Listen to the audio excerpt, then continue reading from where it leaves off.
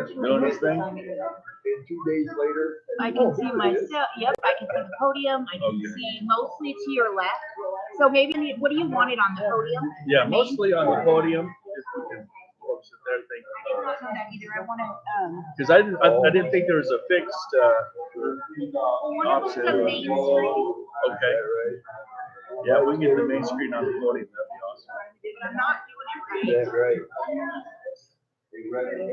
Well, we had the last year. See if that. It's going to focus on the voice, I think, on the right. And so we'll survive. And I slept a lot better Talking last there night. might be focusing over there. So, yeah, it's kind of, yeah, I think that'll be all right. You know, once it's on your home bed. Awesome. Well, thank you. I think we're up and running, Lynn. How are you guys doing? I was going to have you stream us last night when we were jamming, but I couldn't find you. Oh, yeah, okay. Well, good. You enjoying the action so far? Yeah. Good. Yeah, right. So you're on the That'd be nice. Yeah. Sweetheart? Yeah. Here's a couple pads just so they can drop it off. Yes, So you're in the 30s? Oh, Oh, you Who do does? are too. Okay. She has to do what this week? She has reports. Yeah, they were. Oh, okay. Okay. Gotcha.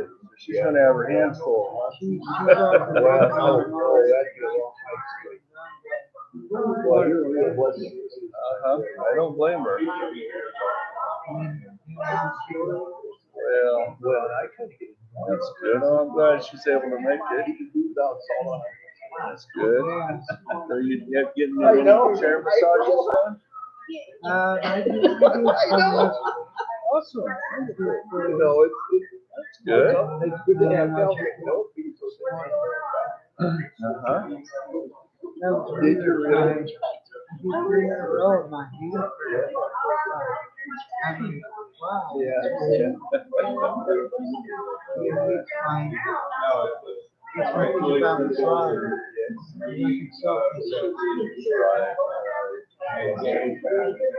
What are you doing? Well, you're at the pre-launch of Saturday morning NFB Idaho Convention stream. So ceremonies will begin at 9 a.m. That is this morning. That is Mountain Standard Time. So thanks for joining us. You got to catch background conversations and activities going on there. So invite your friends, share it, like it, and subscribe. A lot of great videos and content coming here today. Well, yeah. And he expected it.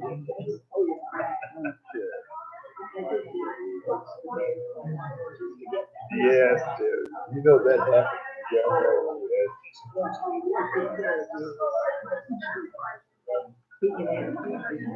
Yes.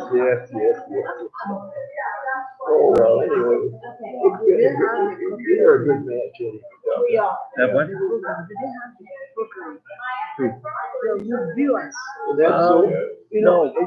If you are interested, though, you can, for the agenda, what's taking place this morning and today, go to nfbidaho.org. There's a link in the description, and you can download an agenda. And all the details are there. So I know as long as starts out, I can tell she was all right.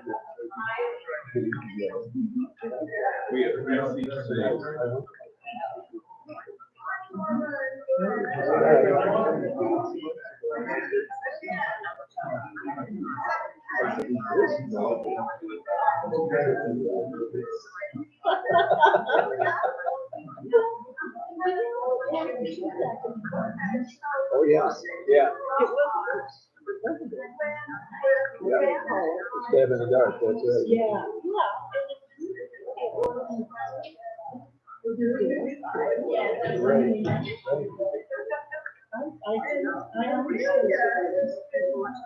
Yes, I told him.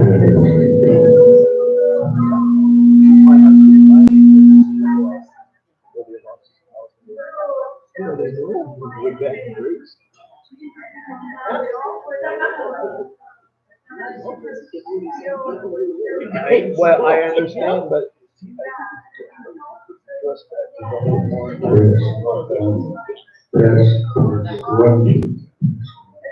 Still a little hot.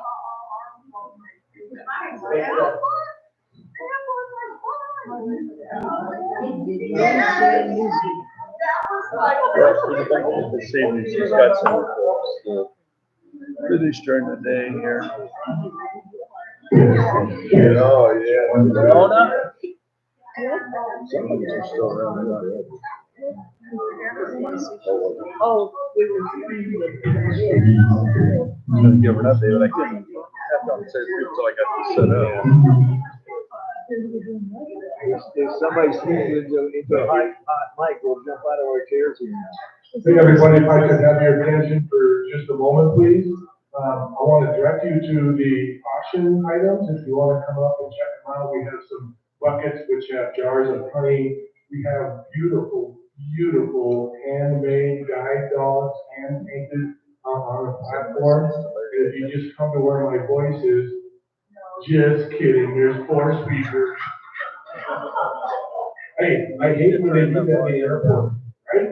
The sound comes up all over and they go, come over here. But anyway, I'm over here. Okay. If you want to come. Ramona, where are you? Here. You should come and check out the auction items. Alright, there's a chocolate over there. Ramona, where is she? That's a good She's back question. you, I think. I think she's behind me back there somewhere. Looking Last for I a heard her. Oh, that's you, sure. Not at this table. I know.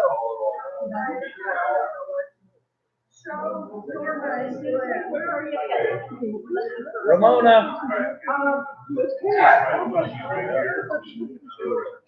Oh, no. She said what? You're shacking out. You're not married.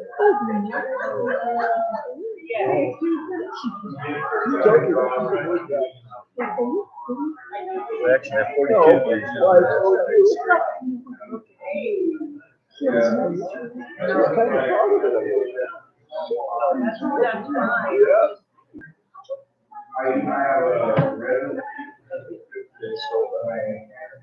So you call Larry Bickman?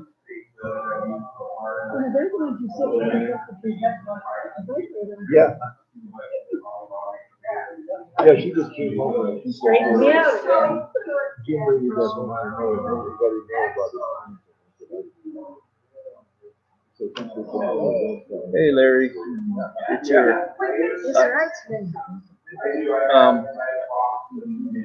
the mic is really hot and the volume is very loud. I didn't know if maybe I'll bring it down just a touch. I'm right here. Okay. I didn't know if you could hear me better through the What phone. is it now? Too high? Yeah, the volume's too high and the gain on the mic is too hot too. It's just you come down just a touch on the gain too. But it's very, very loud in the room. It's pretty hard to regulate when people put the mic right to your mouth. I know, or and down then by your others, navel. exactly. And then it's Some eat it, and some have it 3 feet away, you know? I try to, when somebody starts talking, I try to do that. Yeah, well, you're doing good. I Of course, just I'm do. deaf, so, you know, if I can hear it, it's too loud for everybody else. Well, that's probably true. But if I'm over here to your left corner, Okay, up there, if you just I'll go try like to come up to thumb you. up or thumb down, something like that, let me Okay. know. And then I don't know sign language, you know, I've crashed the airplane and tried to follow my directions. You gotta be careful when you use some of that sign language. Yeah, well, it's really good. So, I'm sure. So you did find any friends? Some people show me their IQ. Yeah, isn't that the truth? Just let me know, 'cause I can see you. Okay. I guess thumbs down will be volume down or thumbs up. Okay. I can keep it simple.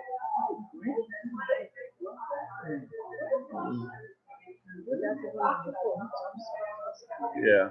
Well, I texted him first, but he, that might be why I came over. No. All right, so I guess I'm taking these back to the. Find a cup of coffee. So the head table's ahead of us.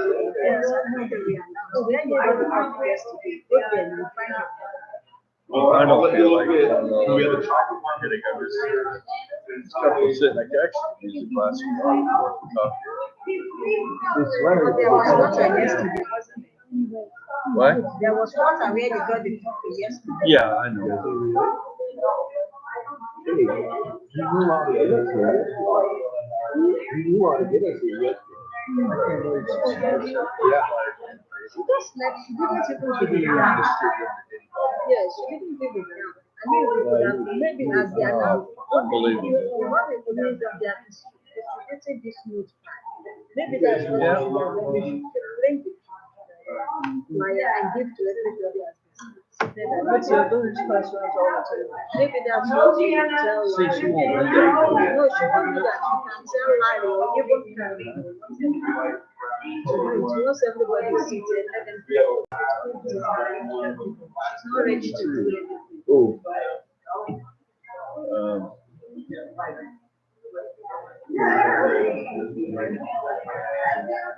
Hey, Larry.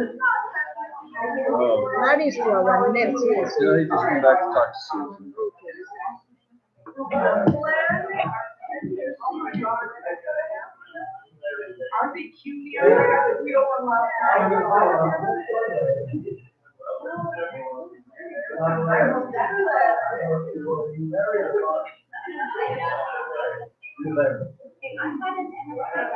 Worse than Marcy says, I guess I have to make some more for next year.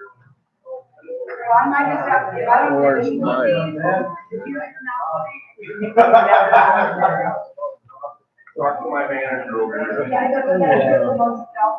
something very good by a tree deep.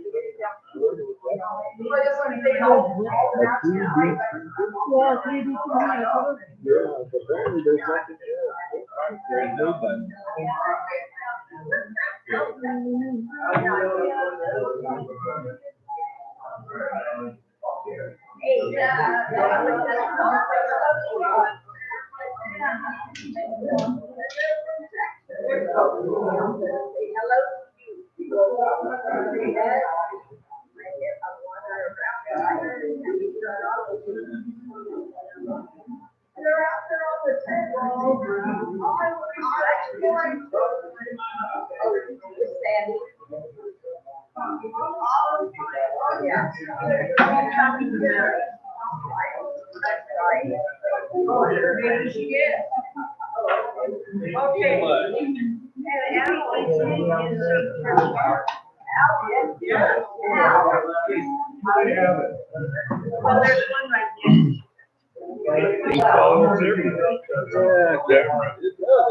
Jay's on Candy.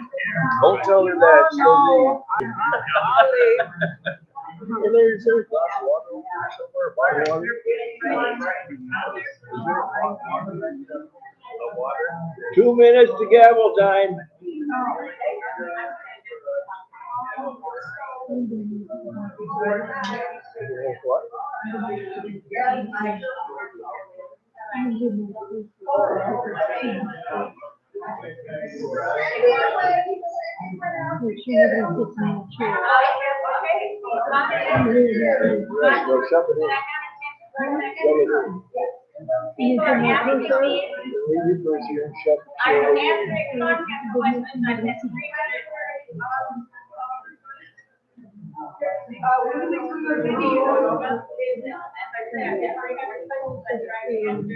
Check 1, 2. Hey, hold up.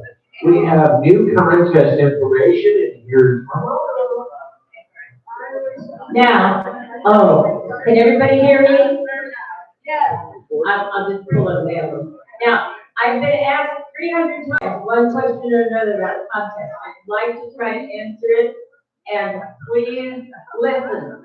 Because those of you who are talking are going to be asking me good questions.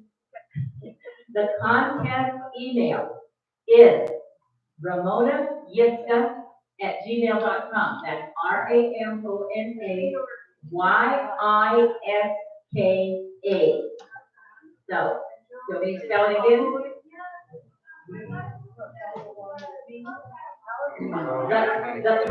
For those of you who were not at trivia last night, please don't talk because you know I'm going to be answering this question, and I can't spend the whole morning answering this question. I'm sorry. The contact email was messed up. Google decided we were a robot, and it took the email down for the contact. So if you send in your contact entries yesterday, I'm sorry, but you will need to do it again. So the new contact email is Ramona, RAMONA, Yiska, YISKA, or some of you need it, Yo-Yo, Idaho, Samuel, Kangaroo, Apple. Ramona Yiska@gmail.com. Now, those of you who have it on paper, and we're happy to have it on paper, braille or print, we will collect them at the time we adjourn. We'll have somebody posted at the door and take them. So please don't bury them in your backpacks as you leave the room. Have them out to hand to us. So maybe we'll have time to make one more announcement, but really we can't make it 10 times.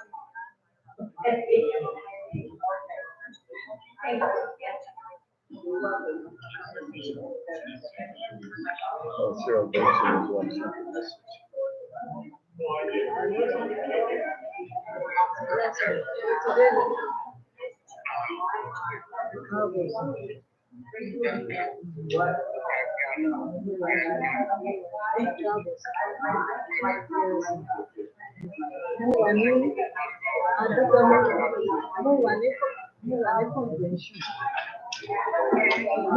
Convention, NFB convention states, February,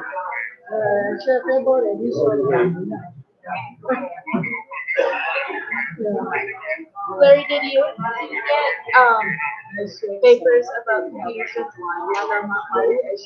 Here's this one for you, and then I'll give you another one first. Well, I can't read. Did you get? Here you go. I gave it to her. She can read print, I can't. Yeah. So you take one of them. It's fine. Okay.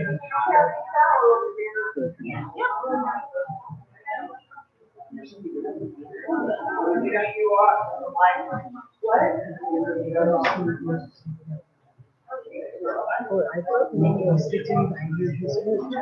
Yeah, I got my bag sitting by me. He just stopped by and stood here and did it.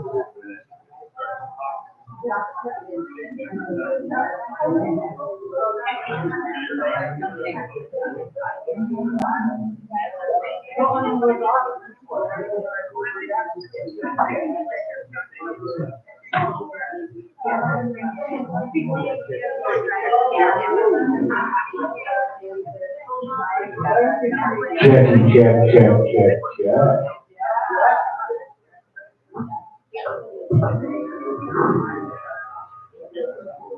That's right, poor boy, you're not afraid to say it either.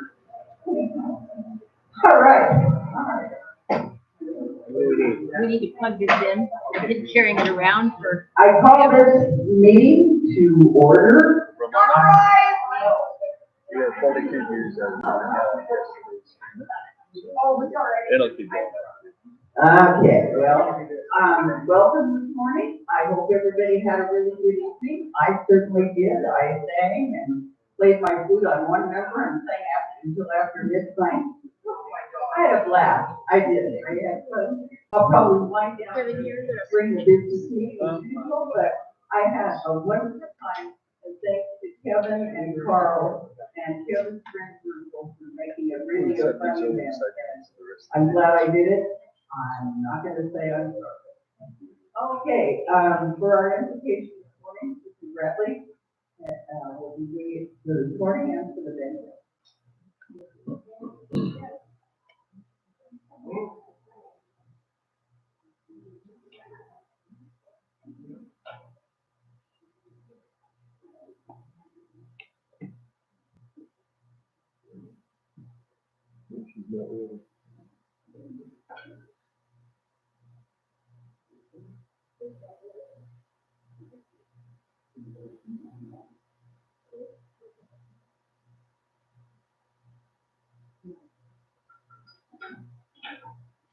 Dear Lord, we're so glad to be able to be here all together as a NFB family.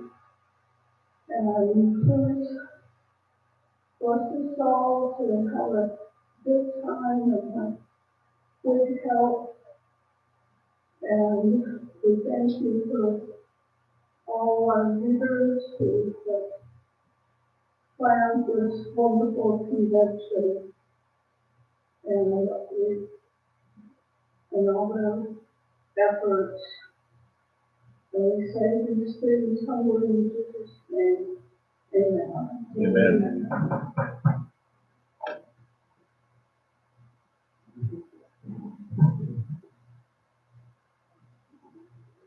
Do we have, Door prize. And Crystal lives next door, so I can see.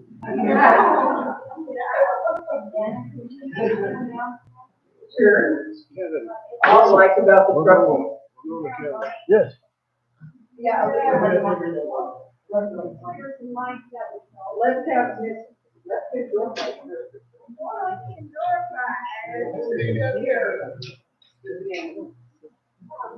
We're giving away a 15-buck cash. Wow. Holy cow. I want it. This one. Yeah. Is this one? Right away, Club. Mary, Yeah, I'll go ahead. Don't worry about it. We get a chance to hear it out. That's very old. Really?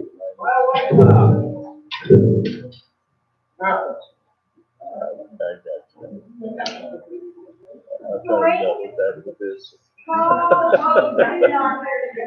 Understood. It's all good. Darn, Frank, I bet you got the son of a free, my baby.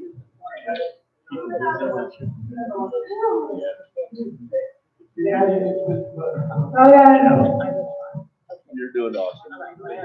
see, down.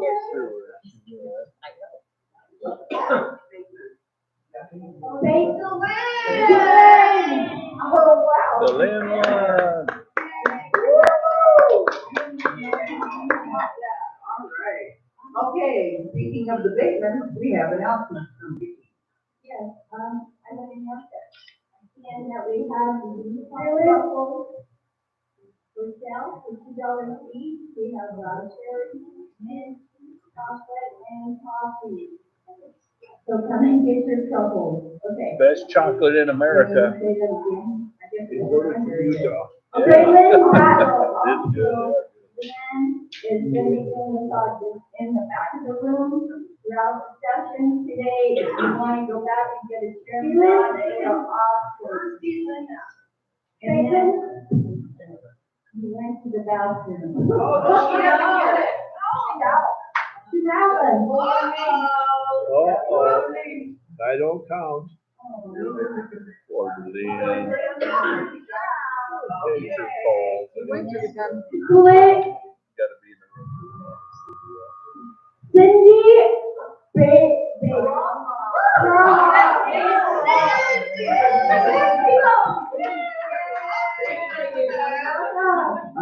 If you want good luck, just rub Cindy's shoulders, because this is the second big money she's won. She won at our Washington seminar, she won the Super Division raffle of a big bunch of cash, and now she wins again. How about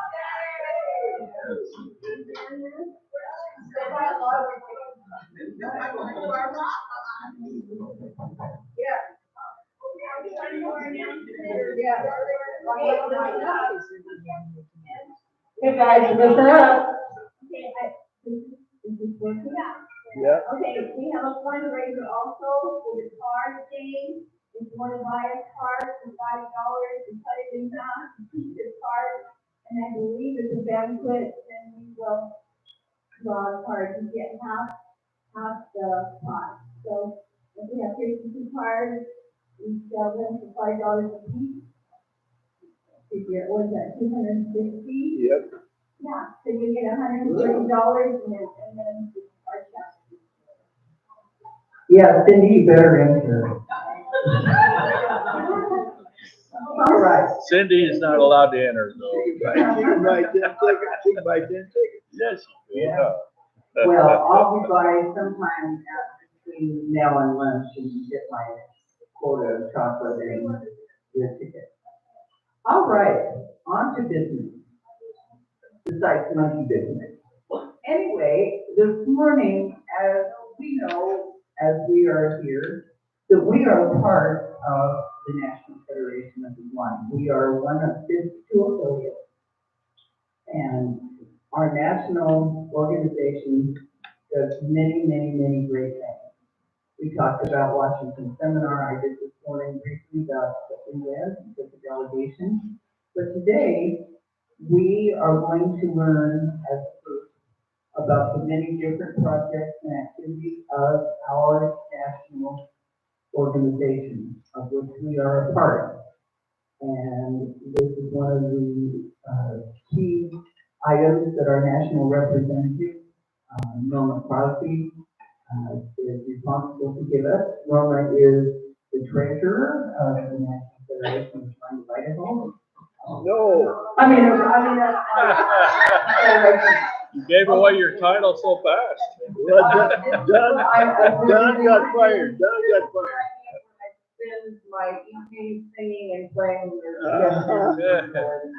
We were up late, that's Yeah, why. just Black asleep, I yeah. made a mistake. Second one I made. Okay, with that being said, no, Gregory is the National Federation of Blind, of course. And let us give our attention to Norma Crosby. She has some very good information for us. Thank you. Hey, Norma. Hey.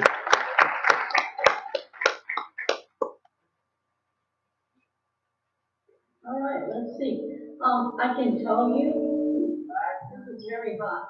I can tell you that I won't be able to tell you everything we do in the National Federation of the Blind because we're such a vibrant organization and we're constantly evolving and changing and doing new things. So my report will only encompass some of those things and maybe hopefully remind you of some of the things we've done in the past and where we're going in the future.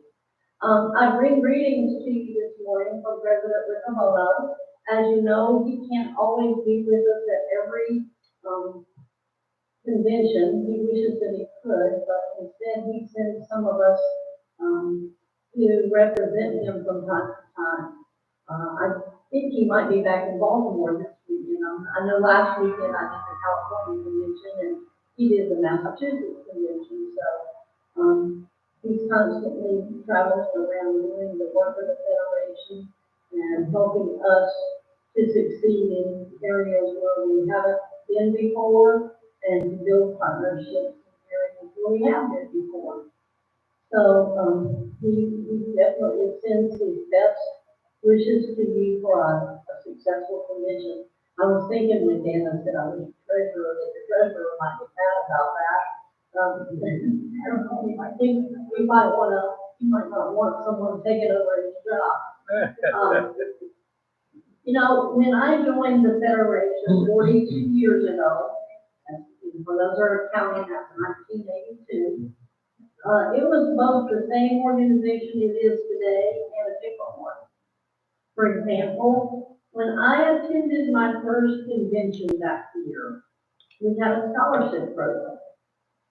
If I remember correctly, we awarded 3 scholarships, and I believe the total amount awarded to those 3 winners was $4,900.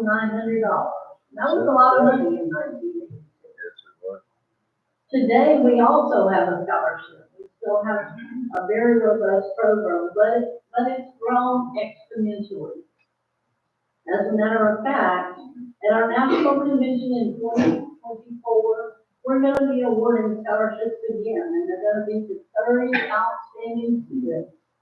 And the total amount awarded will be not $4,900, but $240,000.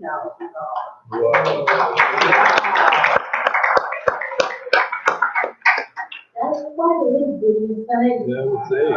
But the Federation Get your one always semester dreams started. big. Yeah. It was true in 1982, and it continues to be true in 2024.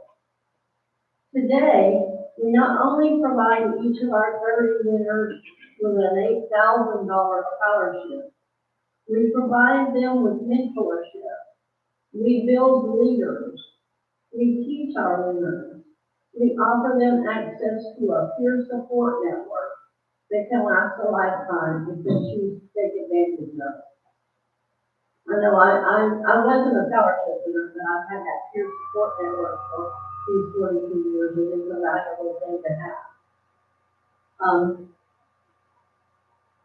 In return, we gain access to leaders like Pam Allen, the late Scott LaBar, Melody Lindsay, Patty Chang, and many more.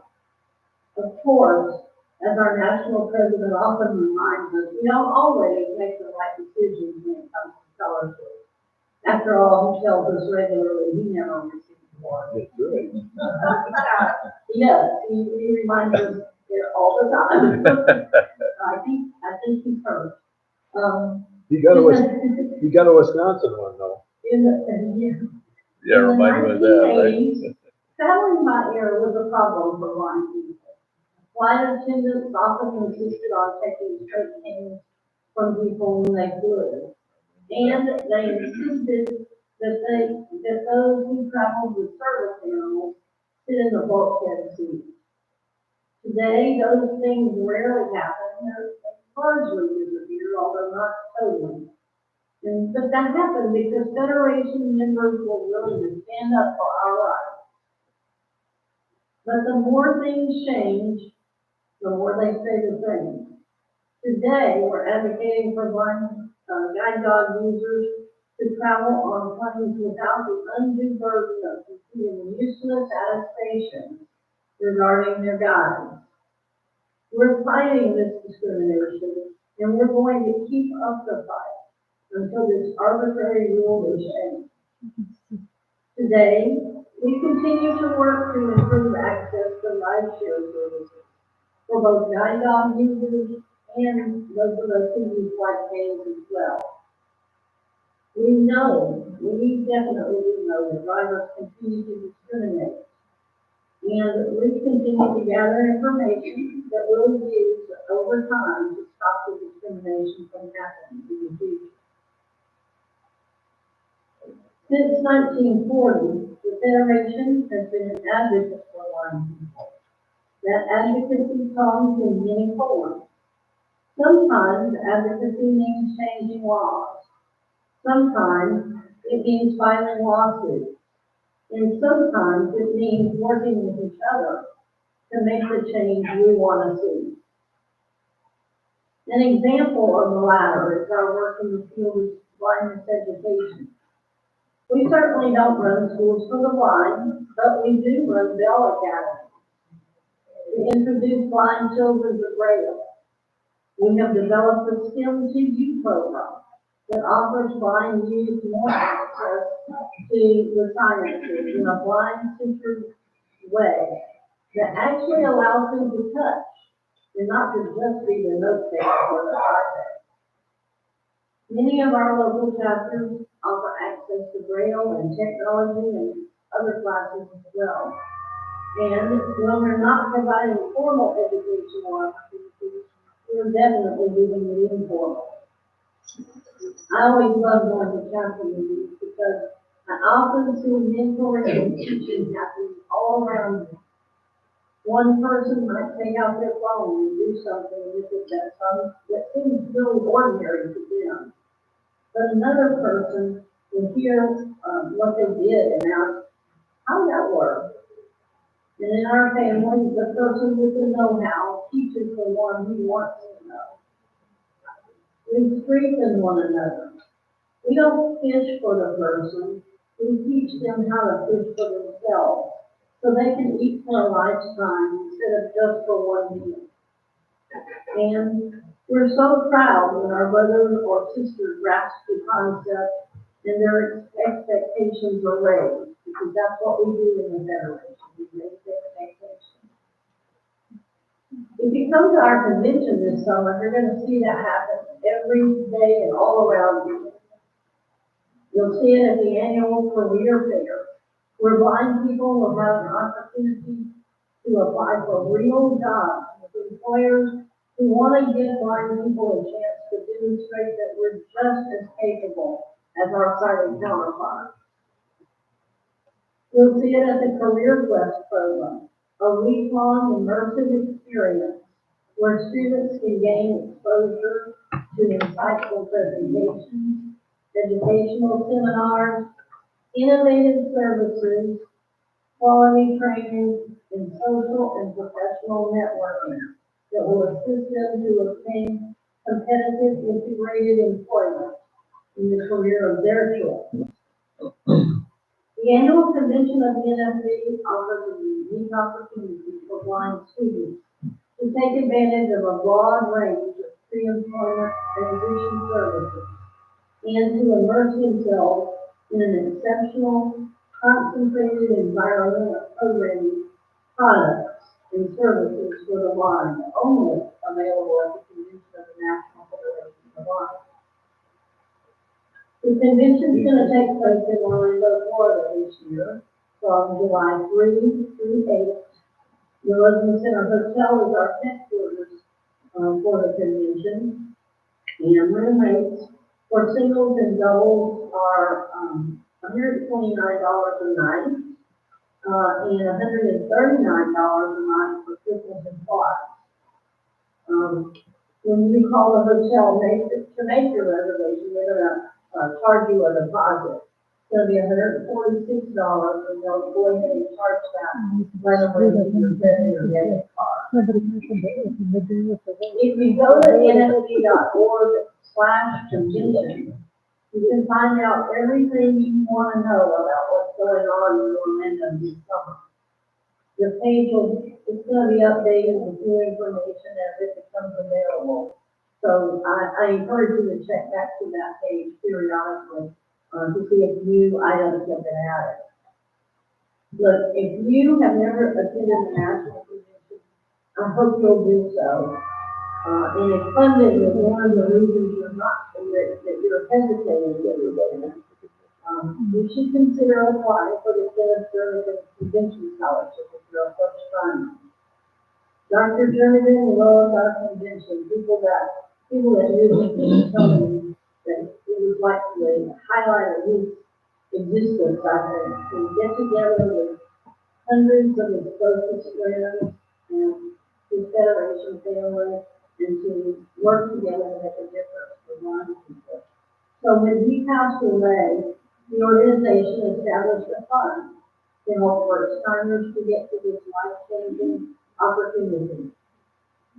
I'll tell you in advance that the scholarship won't pay all of your expenses, but each year the funds granted to dozens of our members create the opportunity for a number of people to attend who might not otherwise have the chance to go. And you still have time to apply. You're getting down kind of close to the wire, but you're good. The deadline is for applications is April the 15th. And you'll also need to get a letter of recommendation, which your affiliate president knows about. You'll need to talk to her and and get that, letter from her that the committee will also look at. And you can find the application online at NFB.org. So again, April the 15th is the deadline, and I seriously encourage you, if you have never been to a convention, it will definitely change how you feel about yourself as a blind person, how you feel about other blind people, and how you feel about your United Blind movement. The convention, is doubtless going to be the highlight of our year, but we have lots going on before we get to Florida. We just finished up our annual Washington Seminar, which Deanna mentioned. That happened, we finished at the beginning of February. And I came home with a nice case of COVID. But that has nothing to do with how wonderful the seminar was. But the Washington Seminar ends, the work at home really stops. We're working on legislation that will help blind people access medical devices, websites and apps, and the world of employment.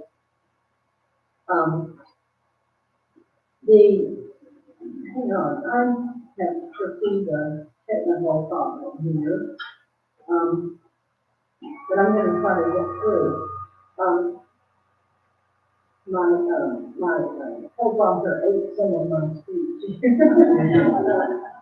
So we're currently working on the website and Software Applications Accessibility Act in the Congress, and I'm not gonna try to give you all the bill numbers, because you can find them definitely at nsb.org/Washington Seminar. That bill will help blind people in the world of work, in the world of shopping, in the world of anything we might want to do, because almost everything we do these days involves websites or software applications. And so it's crucial for us, just like it is for the rest of the world, to have access to those websites and the apps that are used to do all the things we want to do in life nowadays.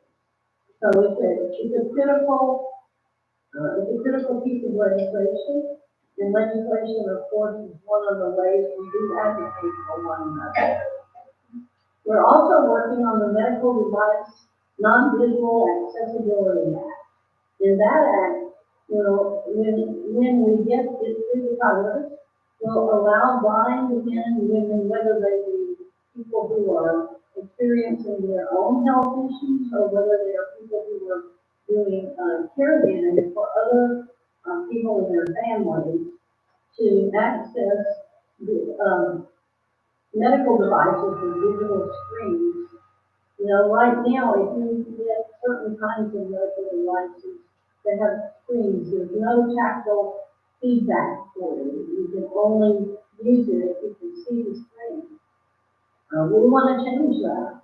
We know that, for example, when we do, I'm losing my train of thought. When we go to our doctors or use the online services that some of us use now to do virtual medical visits, they sometimes want us to have taken our own blood pressure and to have done other things that will allow them to assess our health better. And we can't do that if we can't use the screens. And so this piece of legislation that's vital to the rest of our lives will help us to be able to do that by allowing the FDA to promulgate rules that will help to give people who manufacture medical devices the information and the rules they need to follow in order to make those devices accessible to us. The Blind Americans Return to Work Act is another piece of legislation that we're currently working on. And that act will make blind people eligible to go back to work without losing their benefits the moment they make $1 more than the substantial gainful activity rules that we work under now. The law that we're proposing is set up a 10-year pilot project that would allow blind Americans to go back to work, and when they do, if they earn more than, like this year, it's $2,590. Right now, if you earn $2,591, you lose all of your benefits. Under the Blind Americans Return to Work Act, you would lose only $1 for every $2 earned, which gives you access to what we would call an off-ramp as opposed to an earnings cliff. And so we believe that legislation will make it more likely that blind people who go to work and will take promotions and will work more hours in order to earn their living instead of sitting at home waiting for a government check. We want blind people to work. We know they're capable of working, and we want them to have the opportunities that everyone else does without making their families poorer for having done it. In the 1950s, the National Federation of, in the 1940s, when we founded the Federation, Dr. Kimball founded the Federation, blind people didn't have much of a chance to either work or to live out on their own independence. And the Federation fought for the things we needed to be able to go out and live our lives more independently. Before that, it was assumed that blind people would live with their families, that their families would take care of them. But blind people have bigger dreams than that. And the Federation's founding helped us to begin to live out those dreams. In the 1950s, blind people, there was a question of whether blind people could even work together collectively to make those dreams that I just talked about come true. There were people in agencies for the blind who believed blind people didn't have a big say in how their lives were conducted. And the National Federation of the Blind advocated for blind people, and we knew that it was right, just like all other Americans, that blind people had the opportunity to live out their dreams, to work, to be part of their community, and most of all, to work collectively together. Free association, building a community. We knew we had that right, and we stayed together. We strengthened those bonds, and the National Federation of the Blind grew and became even more of a powerhouse in the field of advocacy for the blind. In the 1970s, blind people were working, many blind people were working in children's workshops. And in that environment, they were often treated badly. They, most definitely, most blind people made such minimum wage, and they had no opportunity for advancement. And sometimes when layoffs came, the sighted workers who may have just been hired weeks before got to stay, while the blind people who might have been working at the shelter shop for 30 years were sent home because of the work shortage. The National Federation of the Blind knew this was wrong, and we advocated for our blind brothers and sisters so that they would have the right to organize. And at the Lighthouse in Houston in 1983, the first labor contract was signed for blind workers in shelter workshops. That's great. As a result of that union contract, other shops began to change the way they did business because, frankly, they were concerned that if they didn't make some changes, that their shops would be unionized as well. So even though that didn't happen around the country a lot, the impact of that one event, the organizing of the Houston Lighthouse, made it possible for blind workers in shelter workshops to have better working conditions. As I said in the 1980s also, we fought the airlines for the right to keep our canes and to sit where we wanted on the planes. And today we continue through legislation, through education, through advocacy, with lawsuits, to continue to make those changes that we want to see.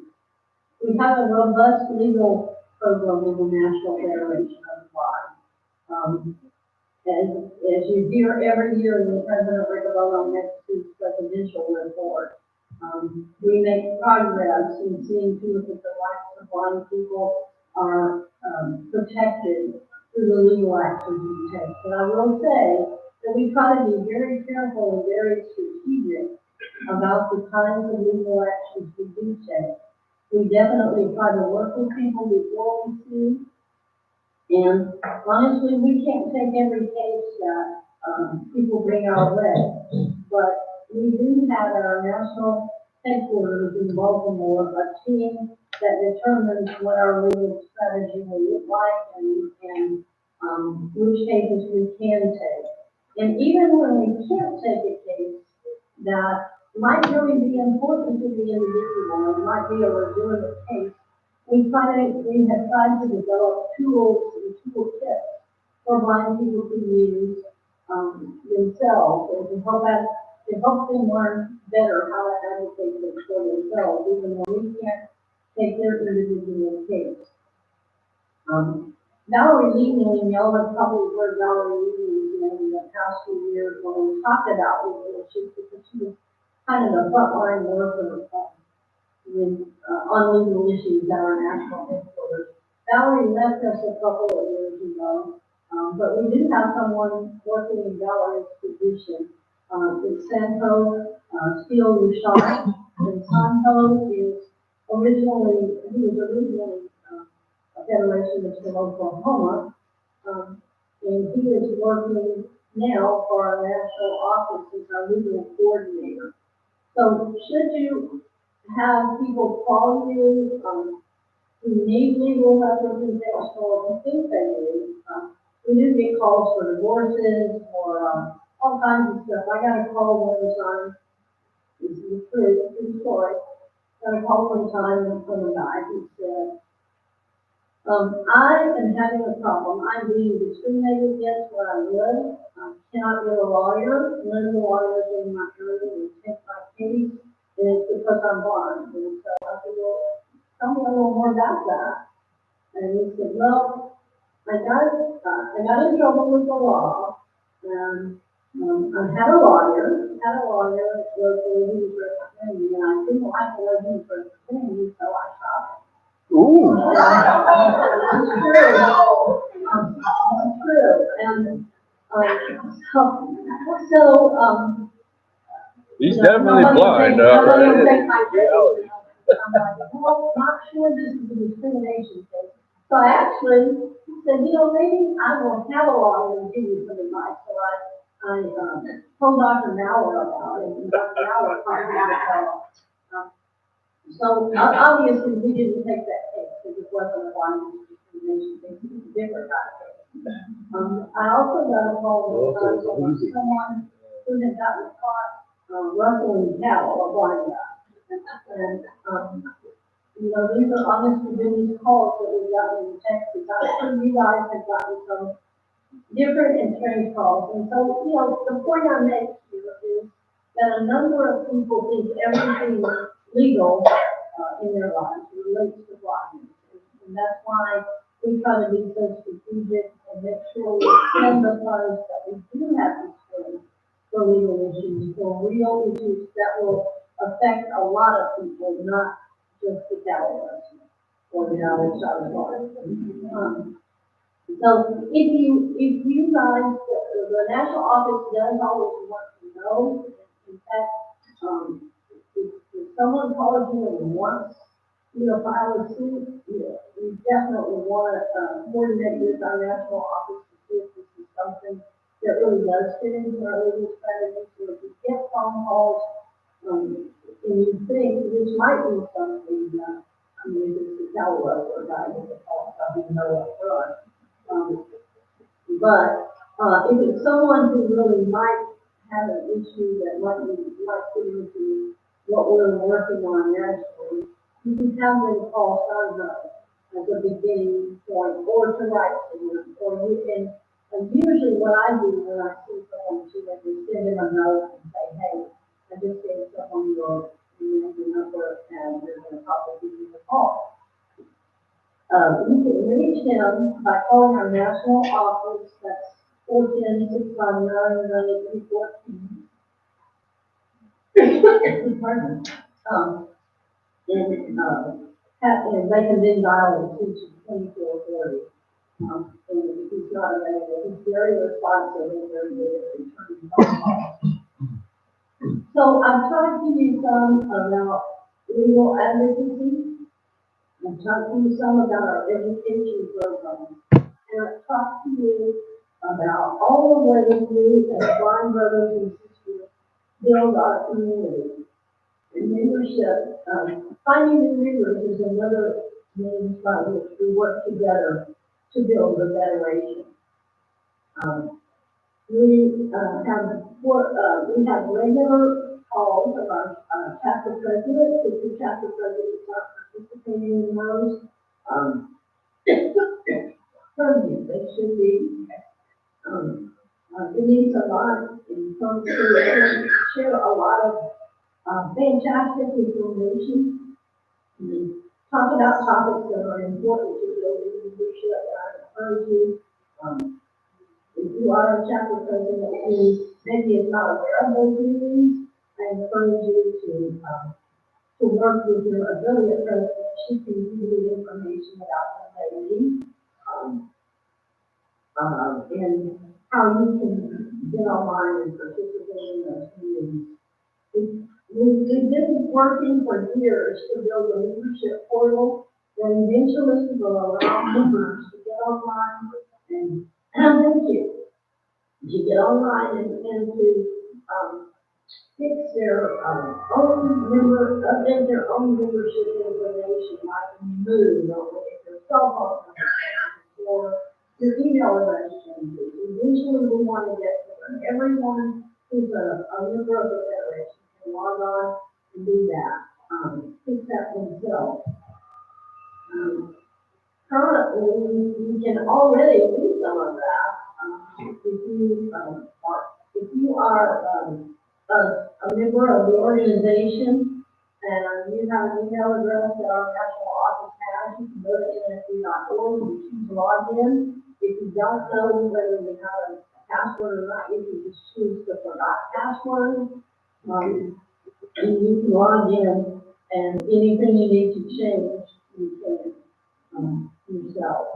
So that's been a project that's been long in the works, and it's helpful to us because, you know, a lot of you are leaders in the federation, and sometimes we need to touch base with you, and maybe help someone else or network with someone, and having accurate information is really important.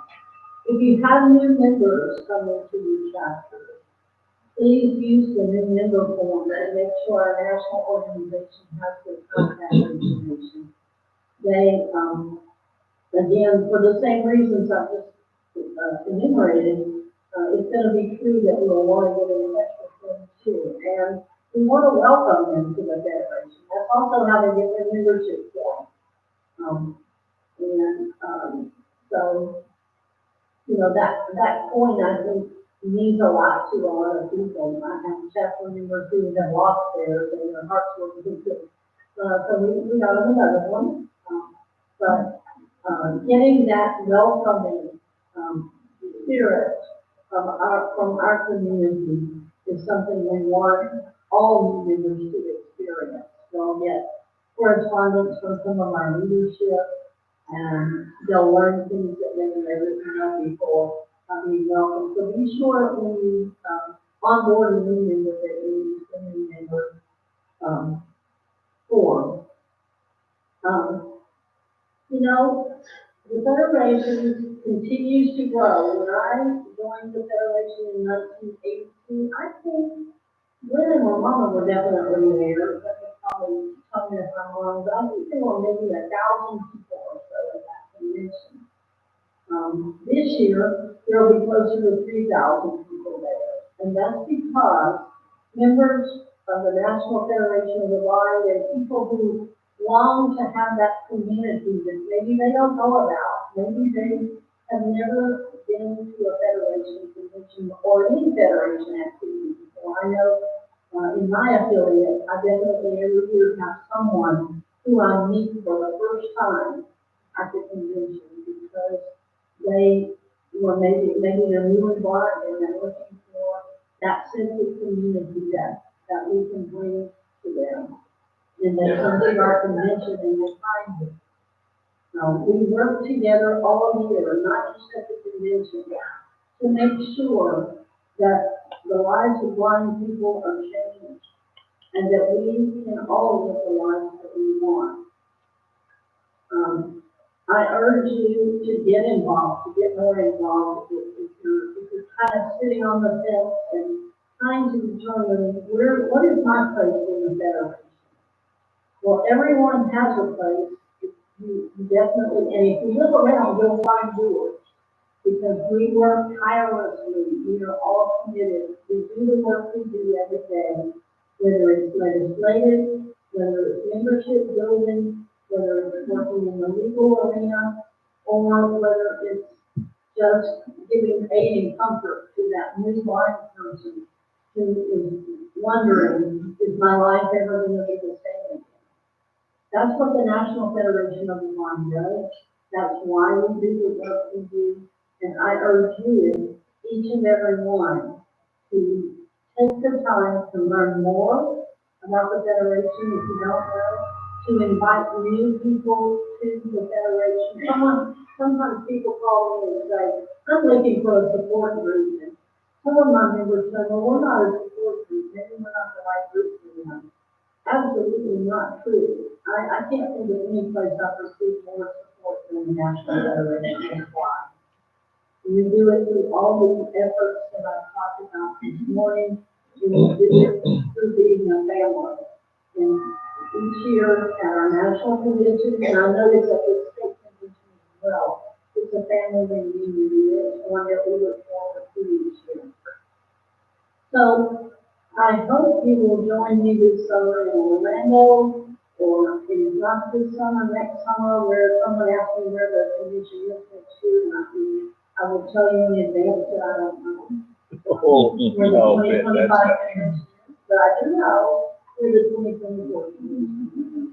And I hope that y'all are thinking about doing more work with the federation, join the community. Tell them that they want to do like this. He wants to know that. People are interested in a particular area of service. He would like to hear from you. Let him know, let Dana know, let me know. We're all glad to pass on the word to him. And I really appreciate the opportunity to speak to you this morning. And Madam President, that's my report.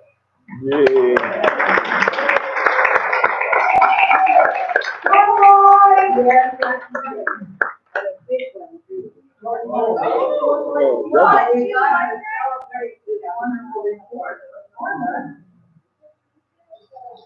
And nominating committee, I need a report after that. So nominating committee meaning Larry, I think. yes. How about a $50 gift card to Olive Garden? All right, give it to me.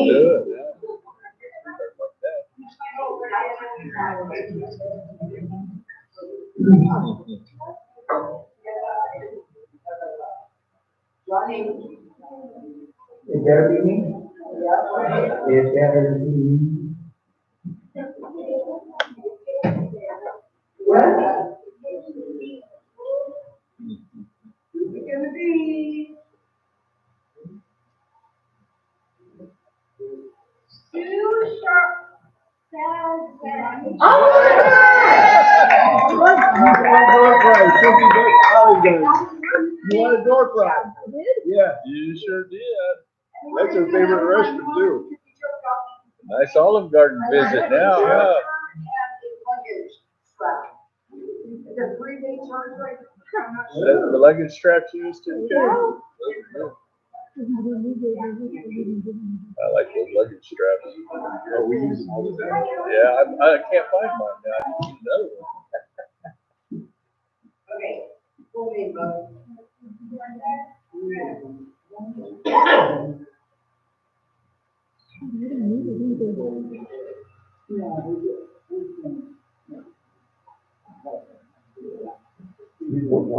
Karen? We both ride well.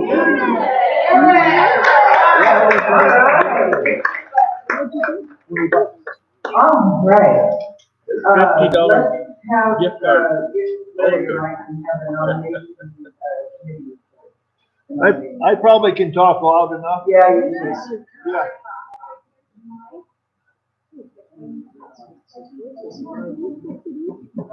Do the nomination committee report.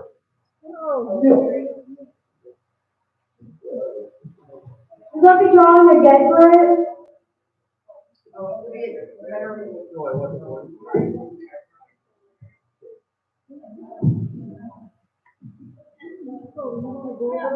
Joe Grover.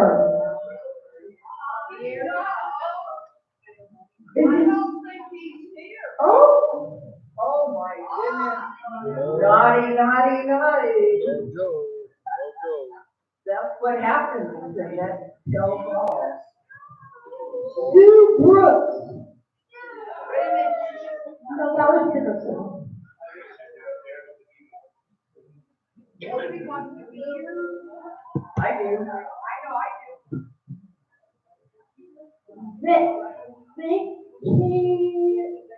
But yeah. All right. All right. Okay, now let's have our nomination committee report and then we move on. Yes, this is Lars Black. Lisa Baker is our chair, could be here today, and Megan is our other member. We called, we have three positions on the board up for election. And, that's Vicky Bateman, Keith Squire, and Fawn Owens, and we called them, and they're willing to serve another 2 years. Okay, so that's the nomination committee report. All right, so if, you know, the way nominations are, we do accept nominations from the floor at the time of election. So if somebody wants to be you know, nominated for a board position, you can nominate yourself, although I don't know that's the best way. But, you know, if you want to nominate somebody, make darn sure that they want to be nominated. And they've got to be here. I stressed that. We had a deal one year where the person who was being nominated was on her way to the airport to go get her guide dog.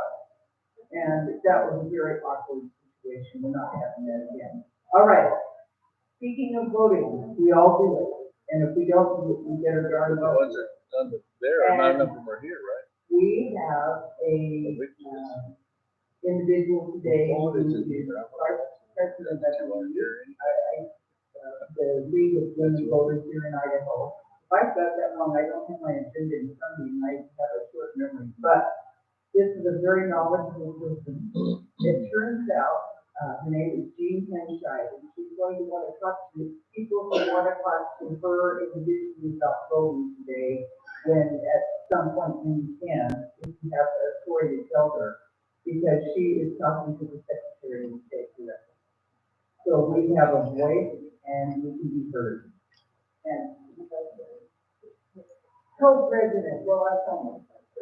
There we go, it's co-president. But I have to tell you my wonderful story about Jean. When I was 9 years old, I went to Camp East, along with this young boy who was also my age, who I was very impressed with because, and as he got older, he designed his own wheelchair. He has cerebral palsy, and that is her brother Henry. And I still think about that because I just really have admired Henry through his life, And he did a lot of stuff with ADA, and we worked together. And so when Ken Shai came up, I sent a note and I said, are you related to Henry? And she said, yeah, he's my big brother. And it was wonderful. So I just have to share that story because she's a very blessed person, and she is too. And she's got wonderful information to share with us. Let's give her a hard time.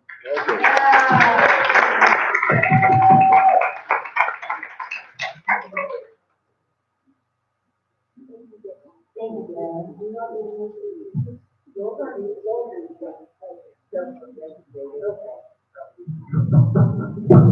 All right, can everybody hear me okay? Doing good. All right, so I'm gonna do three things today. One of them is to talk about how important it is to vote. How many of you would consider yourselves pretty diehard voters? Yeah! Outstanding. All right. The League of Women Voters of Idaho started out as suffragettes. And we were the ones who were thrown into prison, and our jobs were try to open these wires so they would feed us in the jails because we would go on hunger strikes in the early 20th century, attempting to get suffrage for all. It finally happened, of course, and now 104 years later, here we are, still fighting for accessibility for all people to have the right to vote. And I am so pleased that the National Federation of the Blind is fighting along with us. It is absolutely imperative. Ever since the 2000 election, we have been fighting especially hard, and it happened again in 2016. We have been fighting especially hard to get people out to vote who matter. So today I'm going to talk about voting in Idaho. How many of you are registered to vote? Yeah! Outstanding. If you have moved, how many of you have moved since you voted the last time? If you voted the last time and you voted since then, you're going to need to do some extra things to re-register. And that means going on to voteidaho.gov and registering to vote, re-registering to vote. But it sounds like most of you have already climbed that hill. Voteidaho.gov, if anybody's been on that website, and there's a little man at the corner, the bottom left-hand corner, which is the accessibility guide. If you go there, people who have seizures, people who are need visual impairment support, ADHD friendly profile, cognitive disability profile, keyboard navigation, and blind user. If any of those fit your circumstances, that website is accessible to you. So, sort of. Tell me more about why it's not. Tell me more. I'm also representing, as Dan said, Secretary of State, and he has asked me to write down every problem you have and share it with him. So tell me about the website. All I know is when I moved, I had to get fighting help to do what I couldn't do. Good. Yeah, but that was 40 years ago. All right.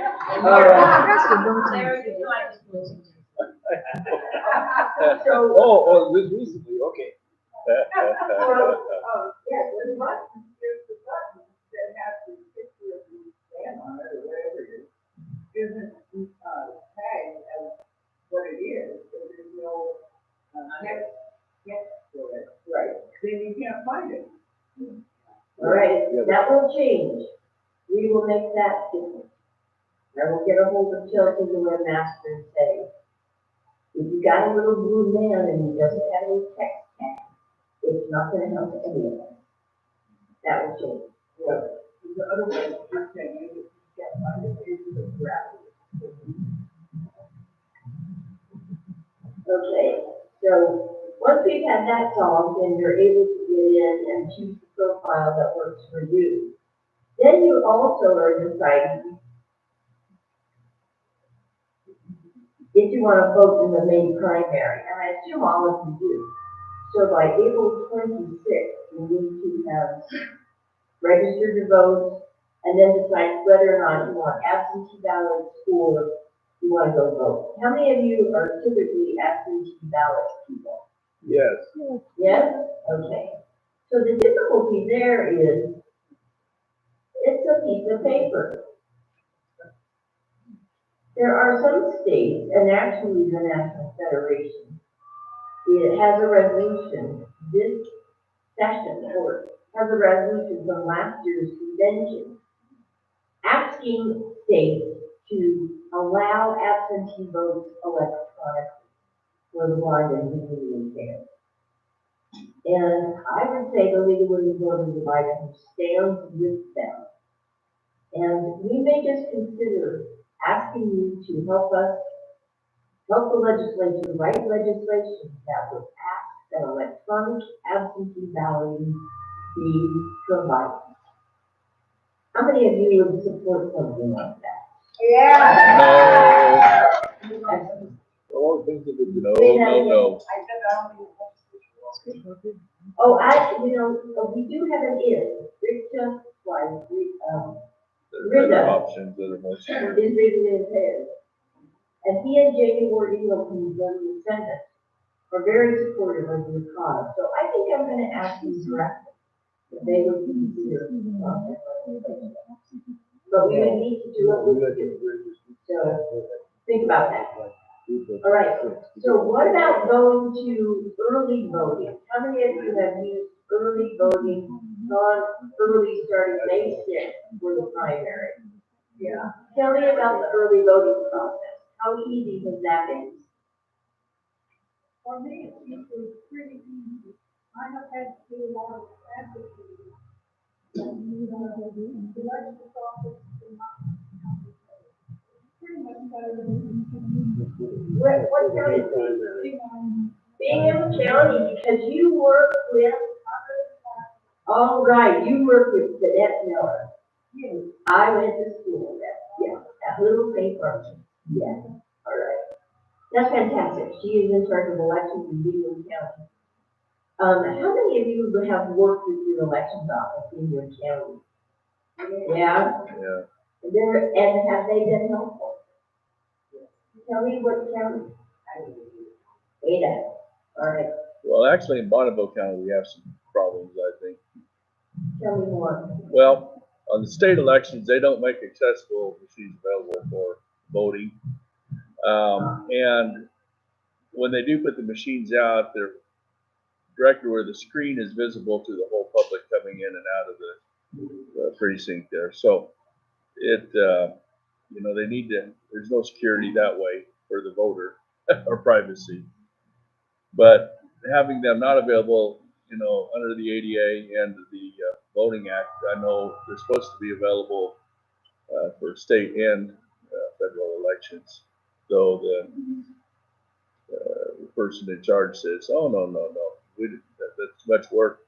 Oh, no, there will be appropriate voting machines in Bonneville County. Is there going to be actually people that will all the like that I live in? And my husband was about their English accessible guys saying going to use it. That's one of the things that Dana told me, that it's their, the training is very easy for folks, for poll workers. And I gotta say that those poll workers, including the woman who did your activity last night, the audio. Oh, yeah. Yeah, she's a poll worker, and she said that she was threatened multiple times at the polling place by people who thought that she was stealing ballots, stuffing ballot boxes, And that's what poll workers are dealing with right now, so be nice to poll workers, I'm sure you all are. Yes, they're volunteers. Right, Vermont. In Ada County, there are some poll workers that are on top of it, but I have more than one, and I'm still in the same, not precinct, but the same voting areas that I'm requiring, but they learn how to operate the machine, and they have them set up. Generally, there's only one person per precinct that knows how to do it. True. But they very often the machines crash, and they don't get used a lot, so the pollers just don't get a lot of experience with them. And I think if they work better and it weren't so slow, we might do better with it. I know that when the Secretary of State's office bought the machine, they contacted the commission to apply, and I know that they were placed there for some testing after they were purchased. I'm not sure these are the best machines because they are very slow, and I don't know how long they're expected to last, but I do think we could do better consultation with the Secretary of State's office if and when more machines are purchased. Because I think that's statewide, it's not countywide. And actually, they get federal funding to buy the machine. Yeah, and this is the second generation of the machines. The first generation was really, as far as I'm concerned, much better than this generation.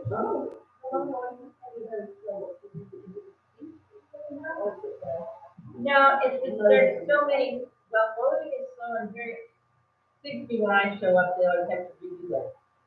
But when you go through the selection, you have to read through a lot of stuff that you should be able to get through more quickly than you actually do. If I go to vote with somebody else, that other person's standing and waiting for me 10 minutes. Navigation is more complicated than it needs Yeah, to be. but the way that it's presented is, there is a speech adjustment on the machine, you have to find it and wait for a lot of garbage to get it to speed up, and it still goes through.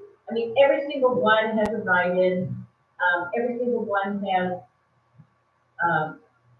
choices you really need to read through. You learn that there's a lot of, things to vote on. You learn by the end that how to skip some of them, but it's a laborious process to vote. I found. Just to bring a positive note. Oh, that's the other thing. Yeah. I'm sorry.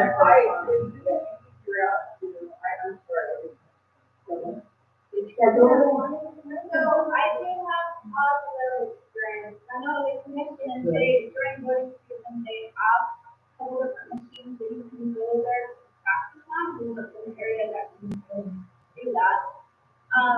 And so, I was able to go there and practice on it and go through the whole process of it. So they keep the response support and kind of how the process goes with the machine.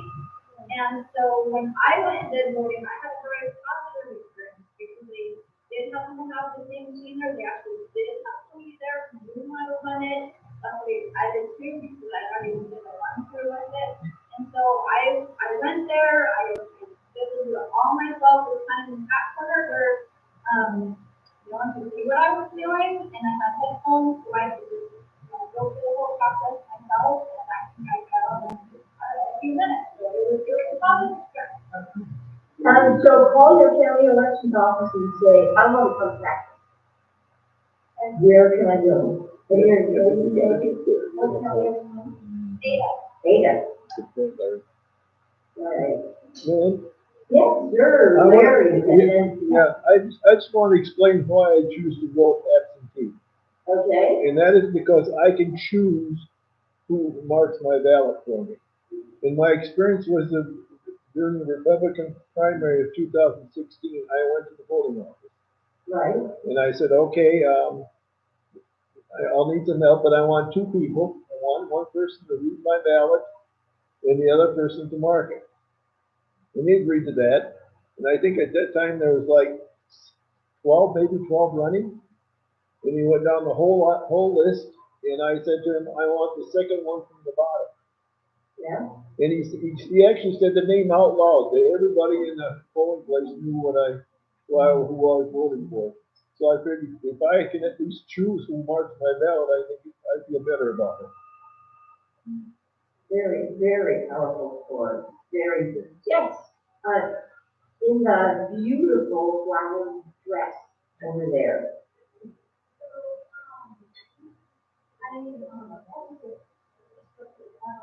Can you turn this way? I can't hear you, thank you. I don't know what Larry said was, and then this is why I always take my mom with me, because I was so that I can have someone who I know and trust. No, you did. I can have someone that I know and trust. You are good. Instead of like mark my ballot. Yes. But anyway, I just want to talk about voting for the most part. I don't know.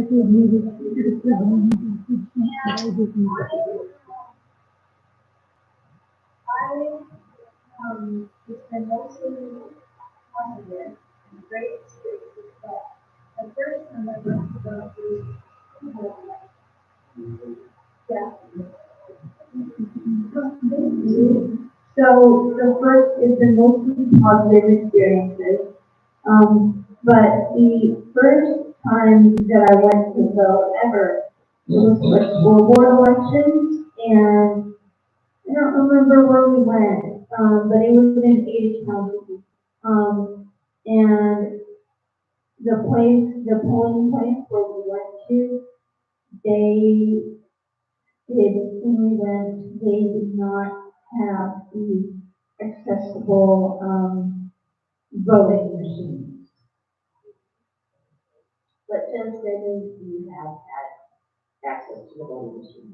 Yes, every single time. It was just that one time, but I thought I would bring it up. Of course.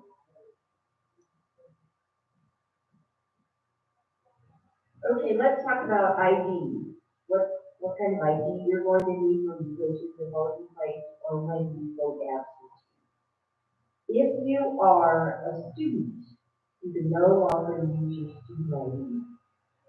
You have to have a state authorized, state issued identification card. How many of you have gone to your Department of Motor Vehicles and got your state ID card?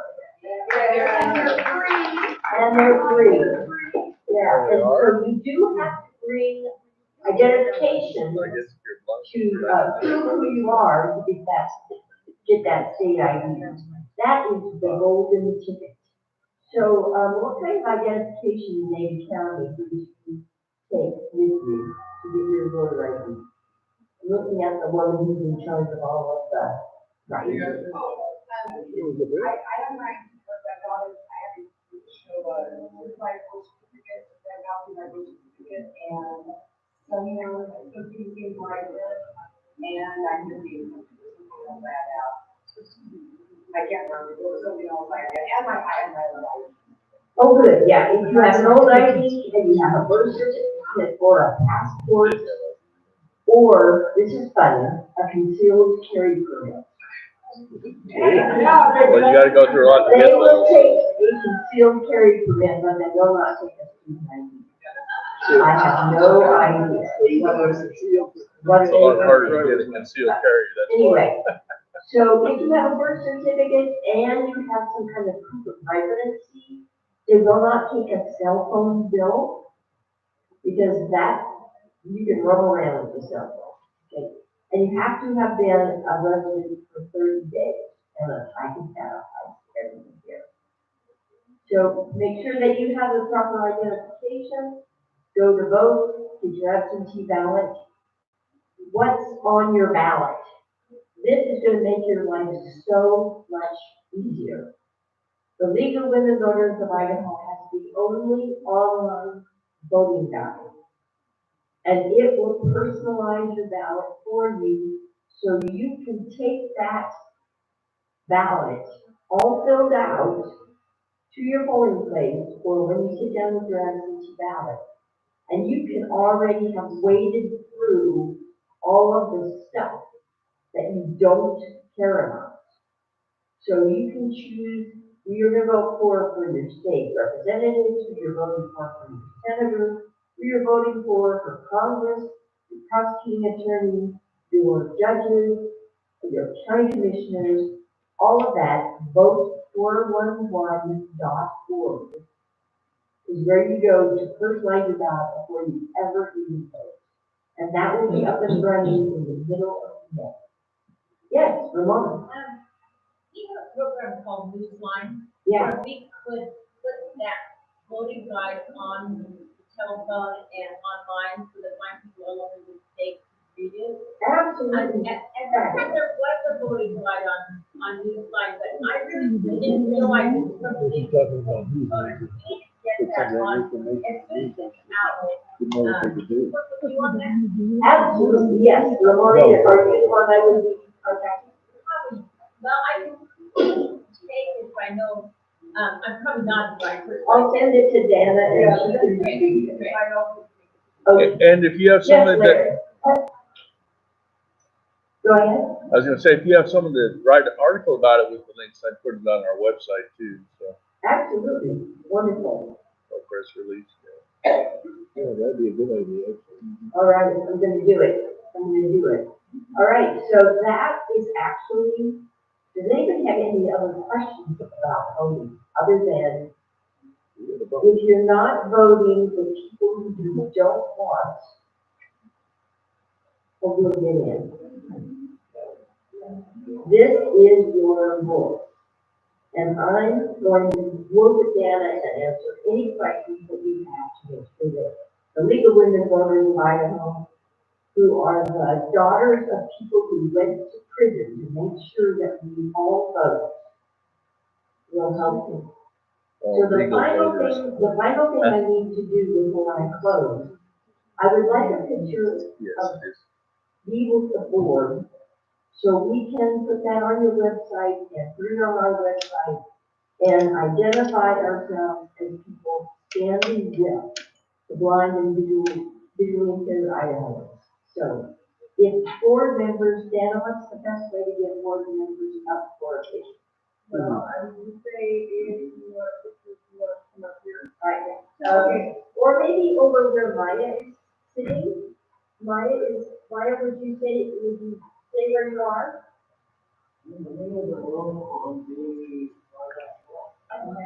All right, so come over here. All of the boys, and make you mind.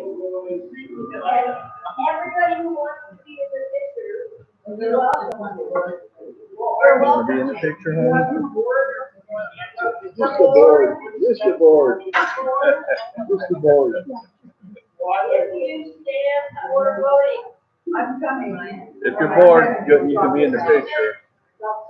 take a picture.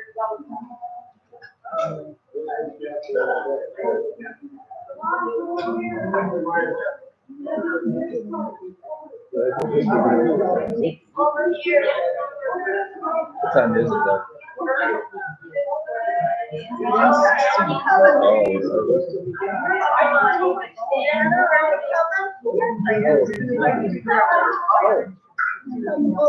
If you stand for voting, oh, I'm so sorry. Board members and other people who care about this. Angie, I love your t-shirt, so come on over.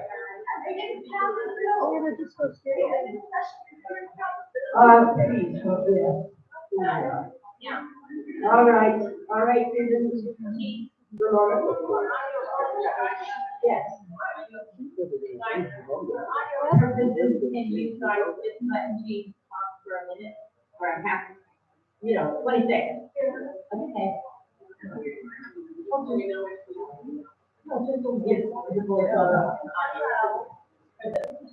The League of Women Voters of Idaho stands with the blind and visually impaired Idahoans who care about voting. We will do everything we can to make sure that your ballot is private and accessible, and that the counties are working with you to make sure that you have what you need to vote.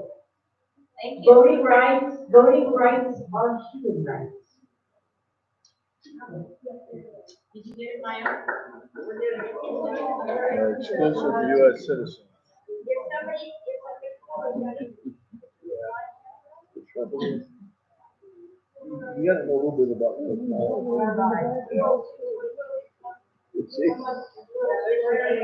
Oh, that's it. You're right, Larry. Yeah, you need to.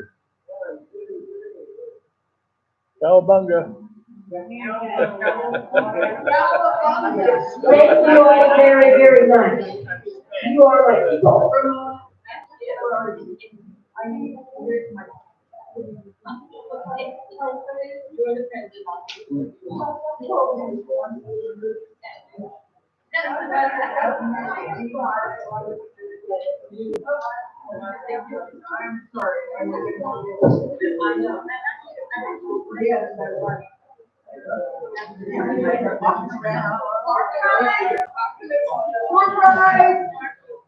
Okay, door prize and auction item now. Door prize auction item. That's great.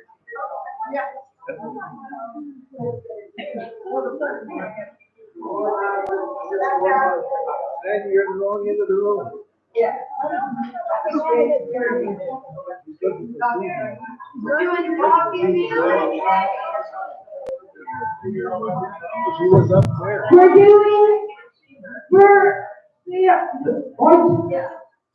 Our prize is gonna be the store. Yeah, Starbucks thing. I'll take that. Oh, the coffee. Yeah. Maya White Cloud. It's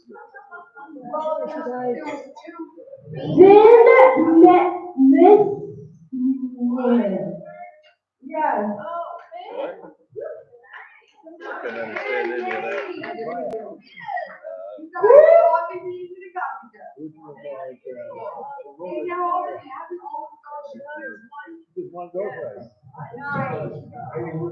We're gonna do another auction item. If I can find a place to pay. Try to get away from that speaker a little bit. Okay, here we go. This is, Cox's honey bucket. They each contain one bottle of raw honey, one bottle of cream honey, a bag of taffy made with honey, a bottle of cream, a lotion, handmade bar soap that is made from, goat milk, raw honey, coconut oil, etc. These buckets are donated by Cox's Honey in Shelley, Idaho. It's so good. And so we're gonna start at $40. Okay, $45, 50 $50. No, Amy, you already have that. 55, anyone 55? 70. $70. He's got good taste. 75 anywhere, 75.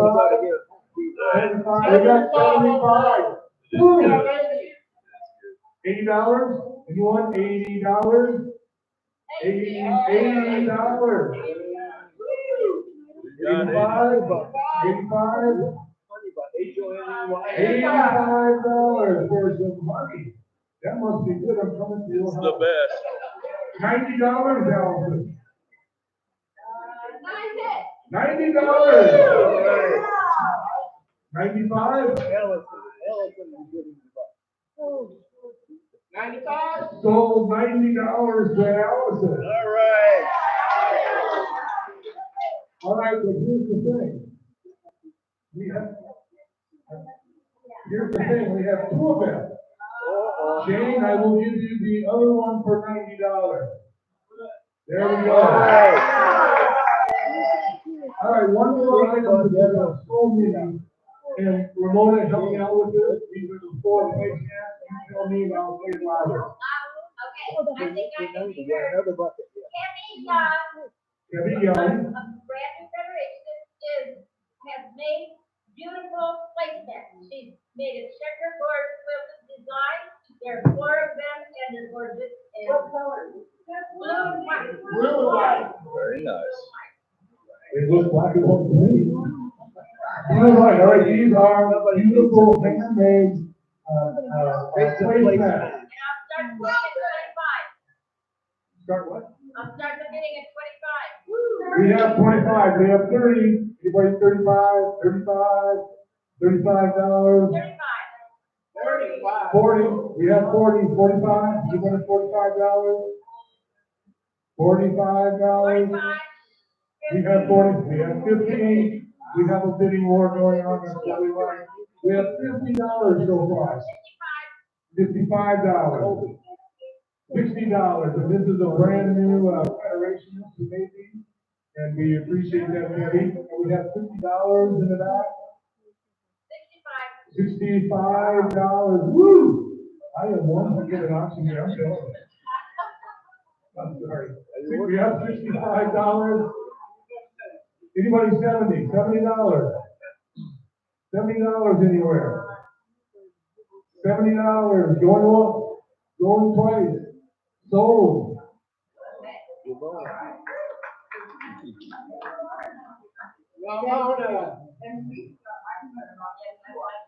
Yes, you do. 70.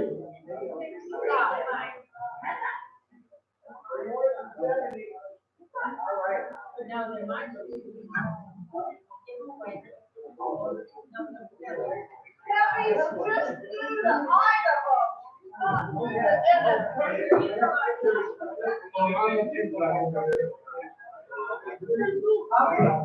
All right, everybody.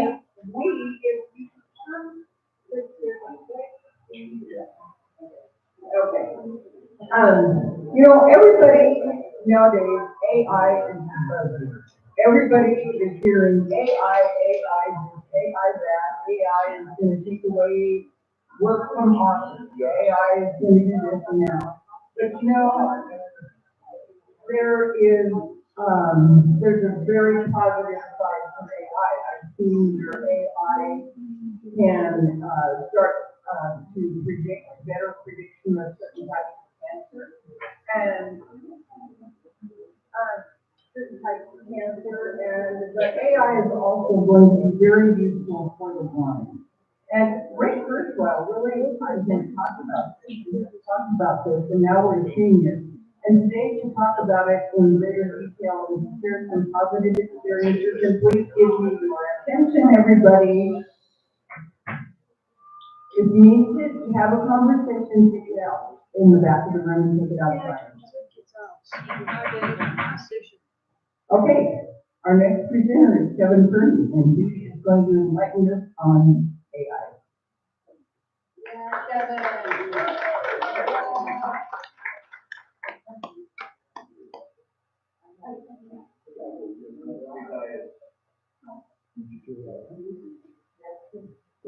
All right, we getting out there? Well, I tell you, it was a late last night, and Deanna played a beautiful blues, and I play guitar, but it's the piano and blues that I love more. Anyway, AI, it is the topic of the day, isn't it? And there's so many different aspects to it. There's great possibilities and applications and useful things, and there's some alarming things and concerns as there should be as well with it.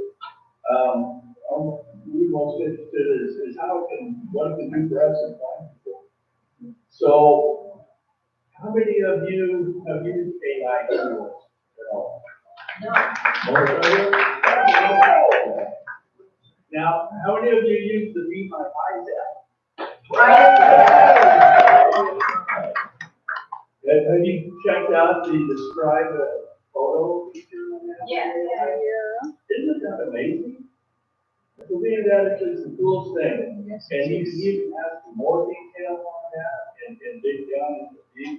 Well, one of the things that AI does is it takes a vast amount of information, and of course it takes an enormous amount storage and processing just mind-boggling amounts of energy to utilize.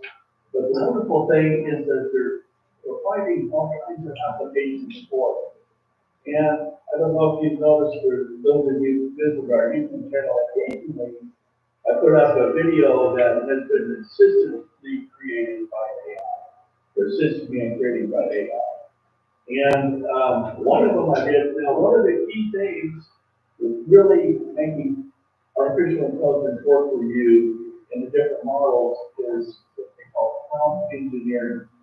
You know, you can access these great databases, but how to communicate with them to get out and extract and extrapolate all the really what we want out of it.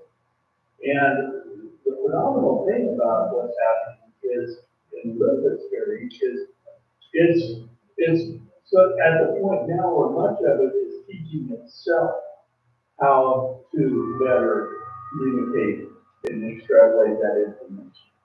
And it's in a way developing an intelligence of its own on certain levels. Not only is it understanding the raw data, but now it's doing, it's analyzing human emotion, different things to better interact with humans. And it's quite fascinating stuff. I'm going to play just this brief video and explain a little bit how, because some of the things that seem so amazing really are, there's tools out there that can help us with all kinds of aspects. Many things with blindness, I think we're going to see more and more of that. But as blind people competitive in the workforce, in the marketplace, in creativity, and being competitive on all levels, education, and all that, we're going to need to learn how to utilize the other AI tools as well. And so I'm going to try to and I'll play this just real quick. This was promoting our convention here.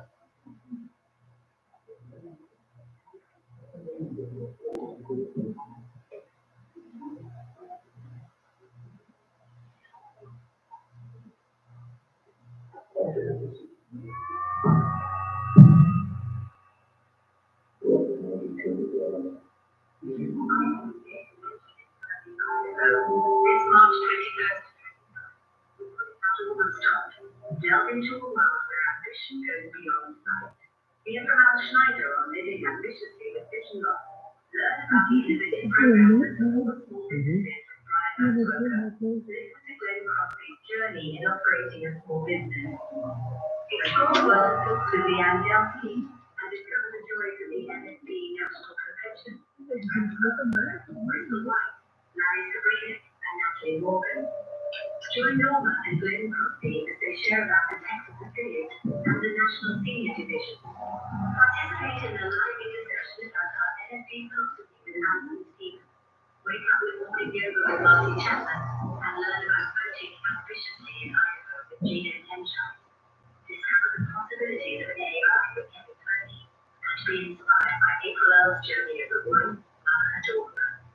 This is the place that is ambitiously, regardless of vision. This is the National Federation of the Blind's 2024 Idaho State Convention. Okay, so it was a nice, you hired somebody.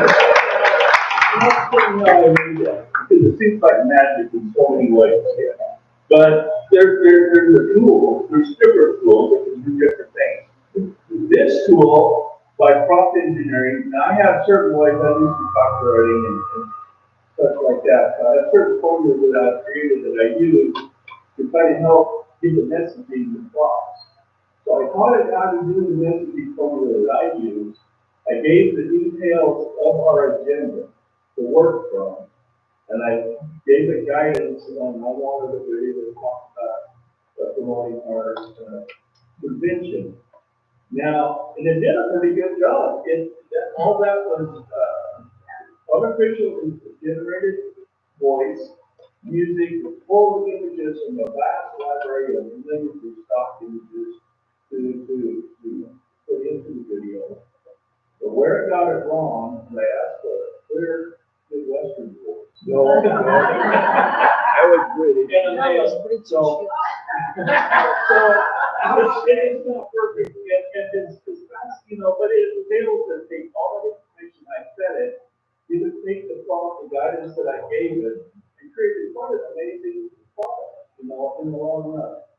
And so, there's ways to use the tools to work for you. We can take data on personal levels and things that we do on our own activities or work levels, and you can use AI as tools that will we can kind of just have to keep track of it, and then as we need to maybe go back to it and extract information or want summaries from this or that data, it'll pull it all up, it'll organize it for us, and that sort of thing too. So there's great applications for it that way. Now, I was going to ask you too, if AI could do anything for you or for us as blind folks, what would you like to see it do? That's coming, I think. That's a good one.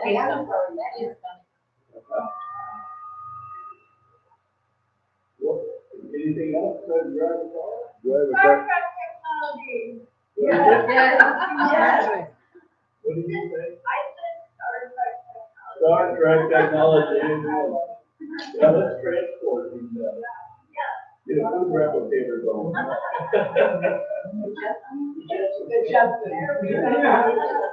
Well, and one of the fascinating things about this too, now there's some different I'll share for you, and you might want to explore a little bit.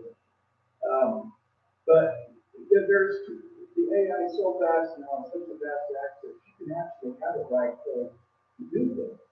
And you can have other AI check the quality, because some of it is better than others. Some of it you've got to be careful of. Now, one of the things that we discovered, though, especially a lot of the large companies that are putting these tools out here, the Googles and Microsofts, what have you, there's some filtering going on. So there's been a lot of bias discovered. So be careful if you're looking at political issues or religious issues and things. There is conflicting bias. And there's also one of the other things to be careful of with AI is it tends to hallucinate stuff.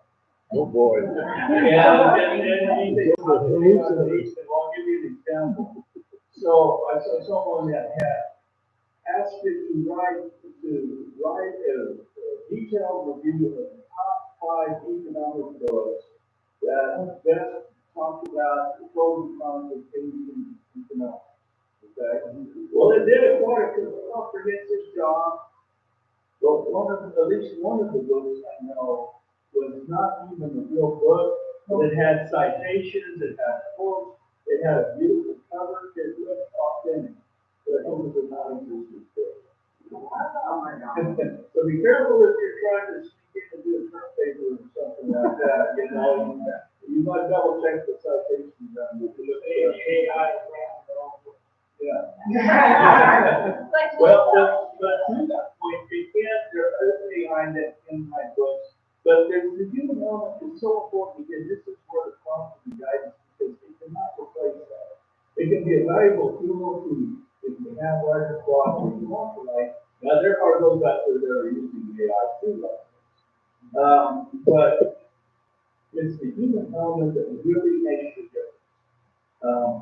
And so, but we can do so many things, image and creation. People are creating the most bizarre, but imaginative images that look very, very good. And now we're taking that to do it. Go ahead. At the National Convention, we had a very interesting presentations on it. Yes, I saw that. And somebody told me that everybody has an AI image that you can go online and check it out and find out what percentage of it is accurate and what isn't. Do you know how to get to that? Is that true? Well, I can give you tools where you can maybe ask AI to find it for you. But you can create images of you as well. And so So some of the tools, now I just discovered one before I came to convention, Microsoft has a tool called Copilot. It has an image description tool tied to it, so try to upgrade your controllers and all these models of that. But it has quite a vast variety of organizational things, work organizational things, image creation, I'm not sure about the video yet, I haven't really played with it, but you can download it for free, it's called Copilot. Google had a tool called Bard, but they upgraded that to higher, more powerful model like Gemini. It's like Gemini. There's a free tool online you can use there. It will create images that will stress. You can ideas. I know these things to know for. I've used it to help come up with subtitles for videos, and I'll put it in type. I was writing on my phone. Then I write down a few, and then I'll feed it to say, create more titles based on yes, there's some certain criteria, and it comes up with something like those combined with the elements but it's good for creativity. There's another one great for writing and accessing data out there called Quad.io. They count some basic tools. Now these are just basic things on the course with OpenAI. That's available you hear ChatGPT and the different versions of that. But there's more and more that's going to be coming out. Apps, so you see more and more on Facebook. I think 17 now trying to talk to you. You want AI to help you out with this, AI to help. And sometimes it gets a little annoying, intrusive maybe. But it can be a valuable tool. Now, again, the cautions are, and go back to our friend Rick Kurzweil and some others, Elon Musk. They're kind of focused on something that's kind of alarming to me, and that's a critical culture of singularity, where AI gets to the point where it functions as well and faster than a human brain, but at the same level of self awareness. And Elon Musk is working on Neuralink, which is working is his effort to develop AI technology through microchips interface with humans into a transhuman kind of form. And it's almost become a mechanic religious cult for power. And it sounds a little out there, but I would encourage you to read a book by a guy that's very knowledgeable on this. His name is Joe. And he's very balanced perspective. So we want certainly AI, in fact, there's a big controversy not long ago, the person who head of OpenAI, GPT, who was fired for this in the board. And part of it was because he was expressing some concern about the direction and the power of this AI. We're seeing it now, our federal government is utilizing it, folks on Biden, executive order, they want to use it to kind of keep track and what we're up to as citizens. So again, we have to be careful how that data is utilized. There's a lot of data out there. Every one of us carry a phone tracking device with our phone. And so there's a lot of information out there about us personally. And we need to be careful. We just want to be careful how it's managed. It's just as we do not the right tracks. Yeah, we do want to try to maintain that we have our economy as Americans, as citizens, as human beings, if you will. And you know, we are those of us that are of the Christian faith, you know, affirm strongly that we are a created being of God. And so we need to be careful as we start messing with that creation and how we apply it.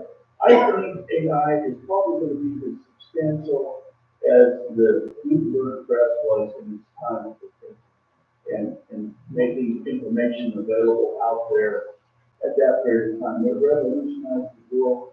People had access to the Word of God on a massive level. They had access to information and history and books and writings like they never had before. And it brought people out of the dark ages and really good Western civilization to what we see today. But this is something that we can greatly utilize as a tool. So we need to just stay on top of some of the ethical aspects of it. And I think we've updated actually about 10 on this vehicles now. I think there's ways we can apply it as blind people more specifically, and I'll probably share more of that here soon too, and I'll get out that. But try some of the tools out. Don't be afraid. There's a lot of other specific things that will help you. You know, if you want to write a business plan or marketing plan, you can help you do some research to help you structure your business plan, and you still need to write it. You need to have a viable product, and still need to service a need out there. So you need to have customers, but it can help you aggregate and really utilize the data that's out there. So,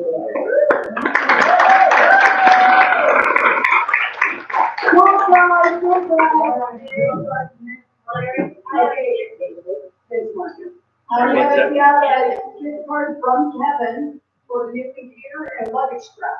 Oh. Okay, sorry, I told you about it. Kevin, we have a question over here. Sure. Kevin, I just wanted to let everybody know that a new bill has passed the legislature that requires people to put together election materials. If they use AI, they have to let you know that's been done. So you can make, they can make a decision on whether or not. Absolutely, that's very good. That is very good. Yeah. A new computer, guys. Kevin?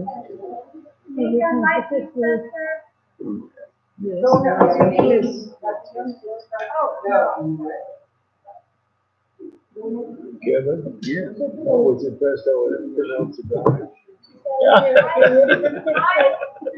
Perfect. This is good. A new computer. This is a big one.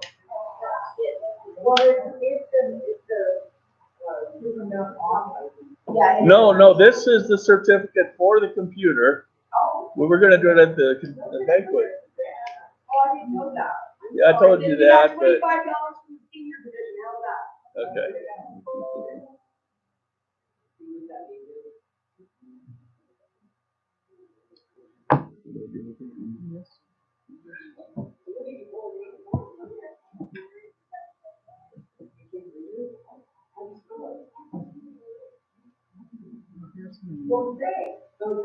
Bose, you want a computer?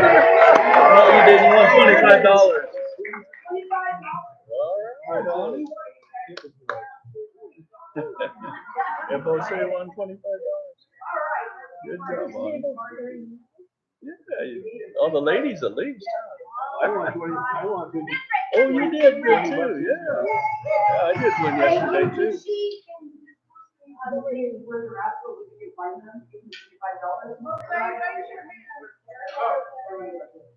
Bose's right here. Thank you.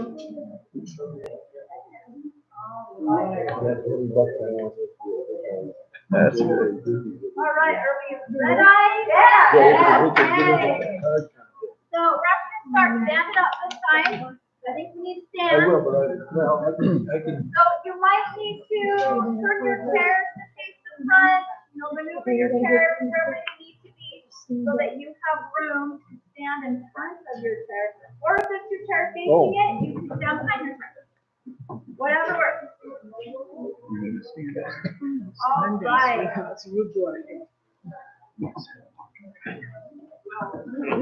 So,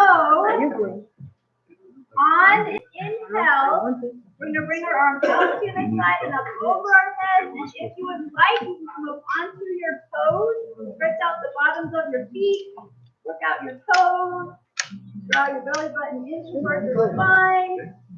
Exhale, lower your heels to the floor and we're gonna, lean to the right. So then you're getting a nice stretch along the left side of your body.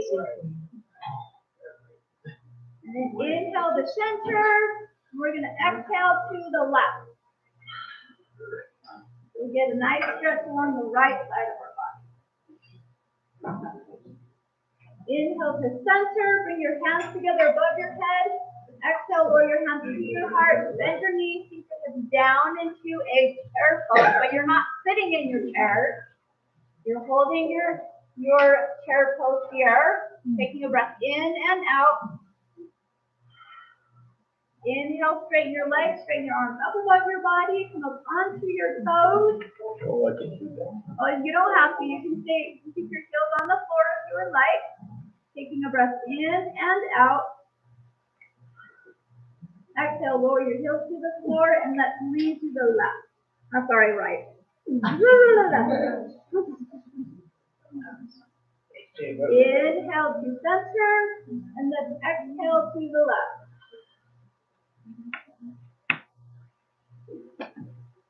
Inhale to center.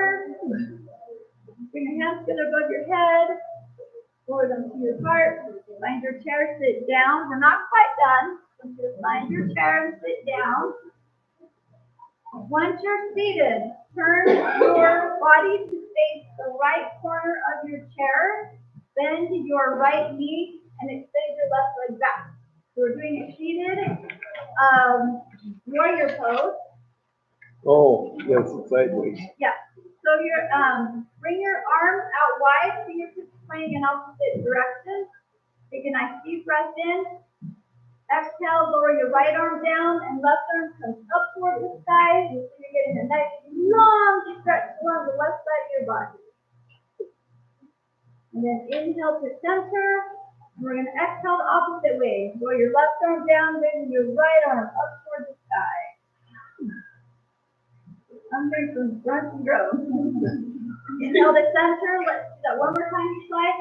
Exhale, roll your right arm down, left arm comes up towards the sky. Inhale to center, fingertips pointing in opposite directions. Exhale, lower your left arm down, right arm comes up towards the sky. And release. Let's bring both your knees in front. And let's switch to the other side. So now you're going to face in the left corner of your chair. Keep your left knee bent and extend your right leg back. Your left knee bent, and now your right leg straight. Open your arms out wide like a T, broaden across the chest. Take a nice deep breath in. Exhale, lower your left arm down, raising your right arm up towards the sky. You get a nice long stretch along the right side of your body. Inhale to center, fingertips pointing in opposite directions. Exhale, lower your right arm down and your left arm comes up towards the sky. Now you're leaning towards your straight leg. Inhale to center, one more time each side. Exhale, lower your left arm down, right arm comes up towards the sky. Bring a nice long stretch along the right side. Inhale to center. Exhale, lower your right arm down. Left arm comes up towards the sky. Inhale to center. Reach your arms down. Bring both knees in front of you so you're sitting normally on your chair. Maybe widen your knees just a little bit. Bring your arms in front of you, resting in front of your body. Bring your arms forward and up. Fingertips pointing up towards the sky.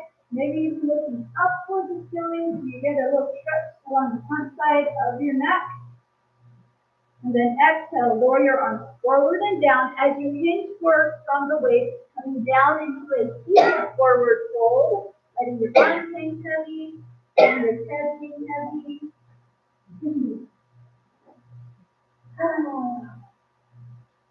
Breathe in, bring your arms forward and up. Bring your hands together above your head. Exhale, lower your hands to your heart. Thank you so very much during the day.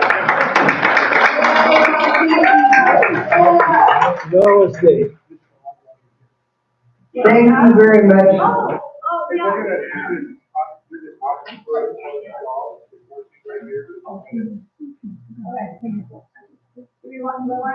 Got it. Okay, so this next auction item, I'm gonna describe it because my husband made it. It's a 3D printed guide dog. This one is a chocolate lab, and he's all hand painted. He also handmade the harness, and it's got a martingale collar on it, just like the guide dog collar. And it's got the same kind of leash that guide dogs do, and it's also mounted on a platform. It's absolutely beautiful. Yeah, so that's how to say about it. My husband put a lot of hours into it. I'm very proud of it. It's absolutely beautiful. You can try with 50, yeah. Start bidding starts with 50. This thing is a wonderful piece of art, handcrafted. It is just fabulous looking. $50, we'll start at $50. 50. It is I think it's a lab. It's a chocolate lab. It's a chocolate lab, guide dog. It's just beautiful. And we have $50 bid. Anybody 55? 55? We have 55. Anybody 60? We got 60. Anybody 70? $70. We have 60. Anybody gonna go $70? This is a steal, you guys. Dana wants it and she gets it. Even though I don't have a chocolate lab, it was worth of art. Oh, thank you. I have what? Was that $70? No, it was 60. 60, okay. People don't know this about me, but well, people get in my house. If they've seen it, I have all kinds of stock statuary around. I have golden retrievers. I have lots of dogs, but I don't have a chocolate lab. But I'll tell you, I might talk to Dan about making a golden retriever sometime because it would be a wonderful Christmas present for my friend Tony Ames to collect golden retriever statuary, and I would love that, and it would be neat, so we'll talk later.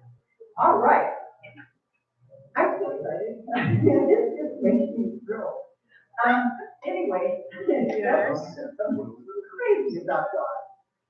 Anyway, we're going to go on now to someone who lives life ambitiously as a wife, mother, and author. April Earl is new to the Federation. April Earl is not new to me. I have known April Earl for probably, 25 years? Maybe? Coming up 25 years. I mean, her daughter that's now, how old? Yeah, Naya's 23. I knew April when Naya was 2. So, this goes back a long way. But we were at an event for NWADA, and she was telling me about all things she's doing. You need to come and talk about at our convention because it's about living ambitiously. And she's doing that. So let us welcome April Earl for living ambitiously as a lifetime mom.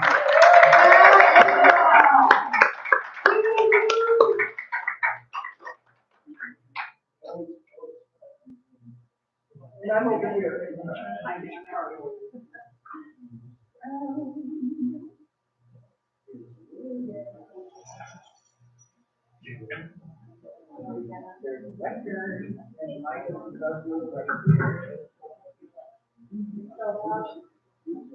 Yeah. Perfect. So Tyler, we got about 10 minutes. So you do a timer about 8 minutes. All right, I'm on the mic. Is everybody here? Yes.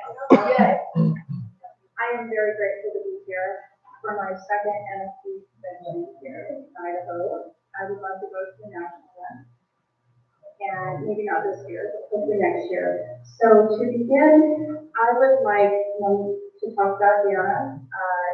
Just like she said, we did meet.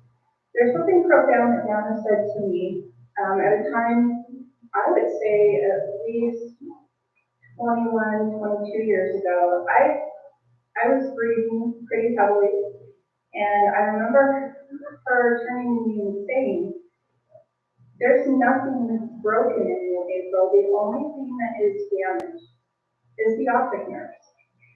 And that always stuck with me, and it imprinted in my heart, and I carried that with me as inspiration. So thank you. Amen. So I wanted to first talk about, living ambitiously and listening to all of you in the NFB. Because last year I was kind of coming and going, missing a lot of the meetings, and this year we're here. And I'm inspired by all of you. I'm inspired at any level that you're at with your remaining eyesight, and yet it's the abilities inside of us that determine who we are and the way we treat people, not how much eyesight we have.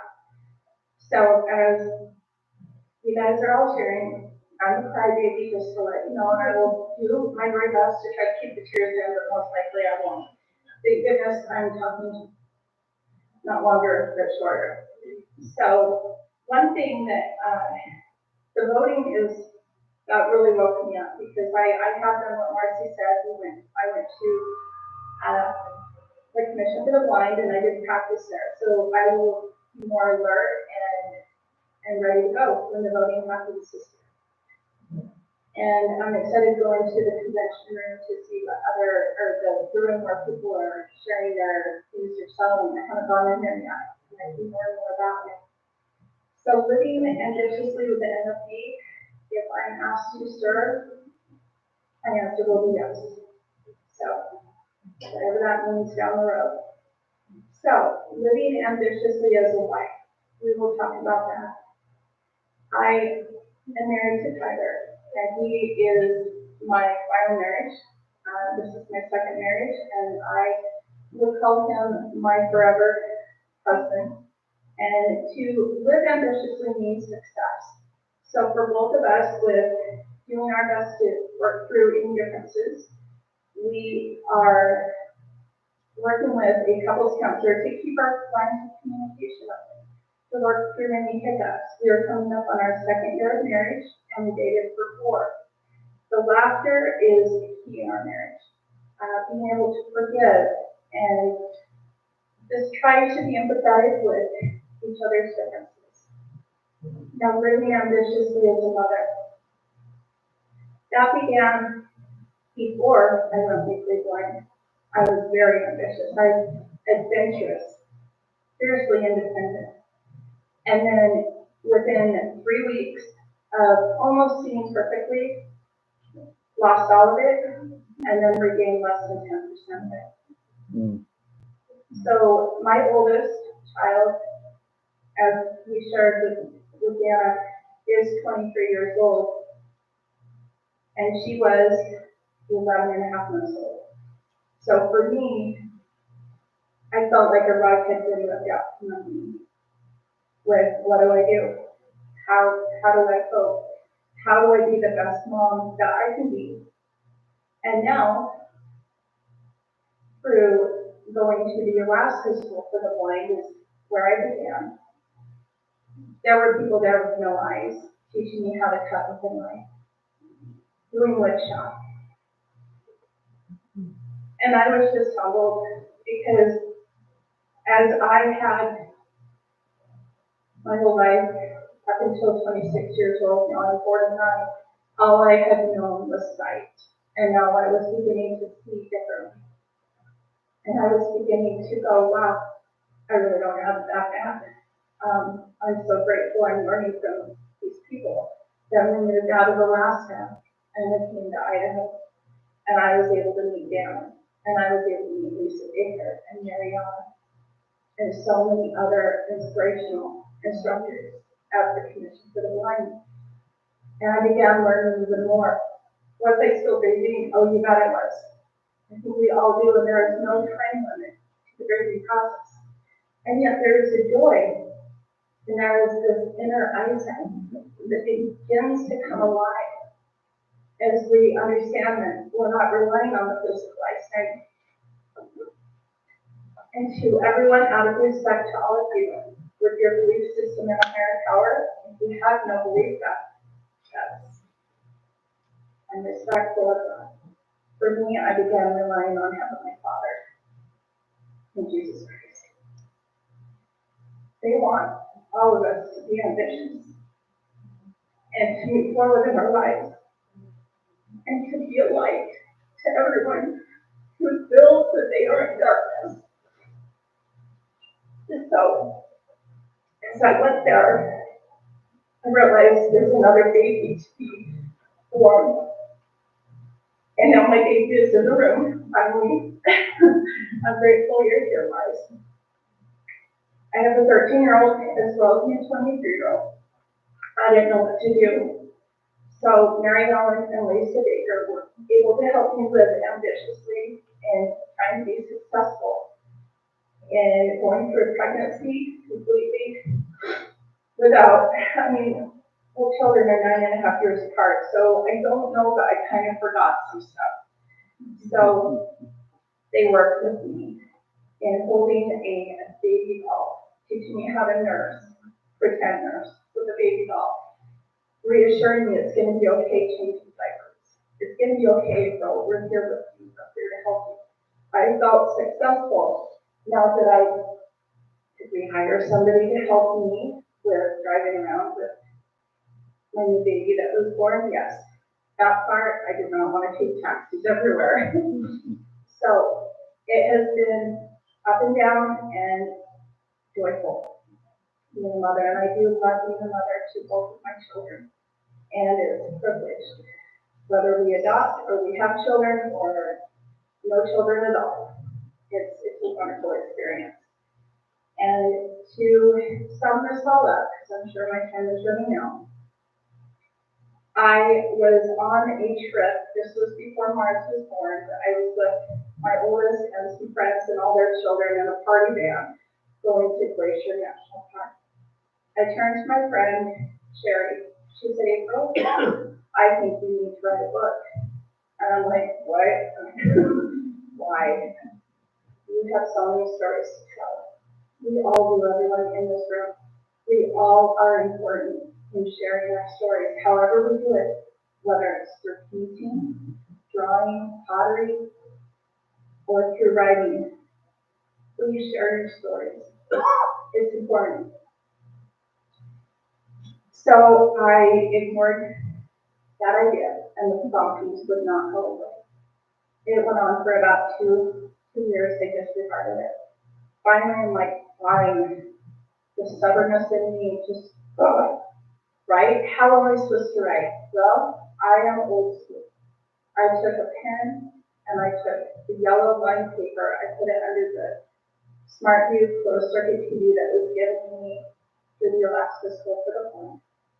And I began writing with the less than 10% grade peripheral vision, and I began writing my story. Now, did it require help with a ghostwriter? There are other people who have way better skills than me. I can provide a story, but is it a readable story that people will want to read? I needed help.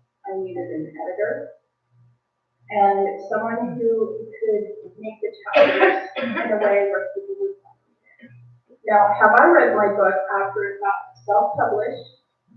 Yes. And the Kleenex will be needed. Now, am I dragging my feet on my second book? You bet I am. The stubbornness is still there. And yeah, I'm asking you guys to write your stories.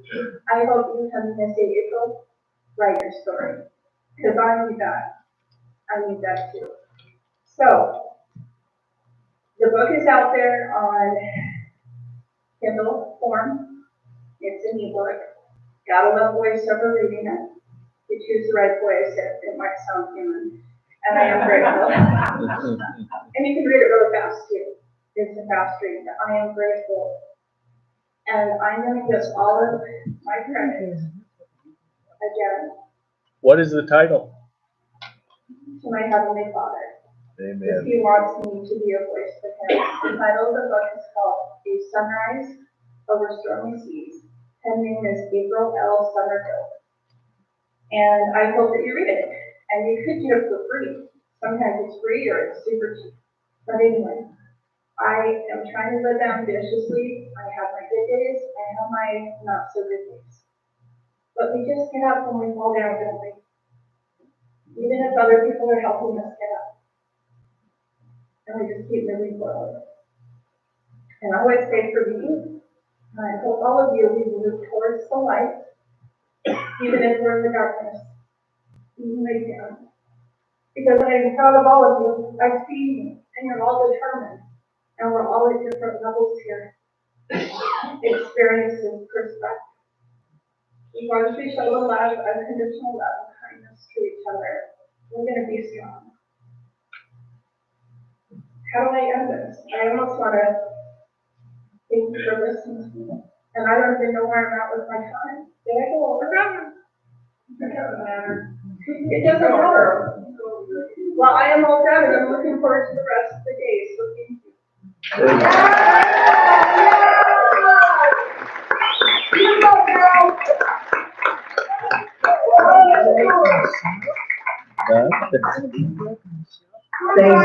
Yes, indeed, and I think I introduced you by your last name, and it just didn't want to say that.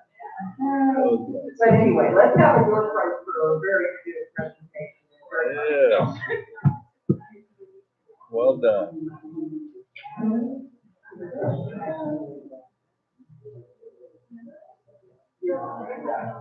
So our price is, We got big jar honey. Oh, now roll jar, and you got what? yeah, 2 jars of it. One is white and one is red, and one is regular. What's name?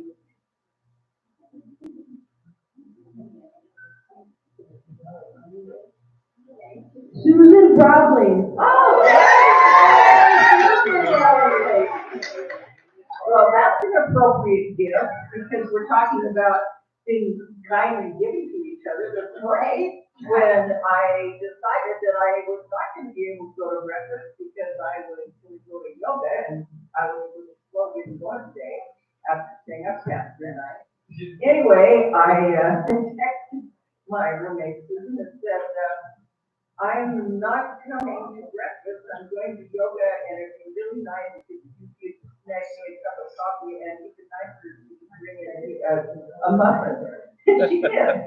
So now that honey has been paid off in honey. Yeah. All right. We have another presentation today that has to do with representation loss, and it has to do also with the groups that we have. And I'm advertising this group shamelessly. It was my idea, and based on a story that I read in the Braille Monitor, which is our flagship publication, which I will talk more about this afternoon because we need to all be reading the Braille Monitor. And, well, no, and I'm curious. Is that, I don't know if that jiggle was because of that, but we must all read it. But the thing about it was an article about how to help people that are in the process of vision loss. And I thought, I think we can start a group. And then one of our members at the Baker said, hey, I'd be glad to be the group. I wasn't even going to be on the group because I have the Zoom link, but I wasn't going to be on it. We want you on that. So this comes from that group, and it also is coming from a request by our committee that says, how do we help people losing vision? What do we do? Is there anything we can do that we're not doing? So today, I will invite our panel, which is Jessica Hugo and Shane Ostermeyer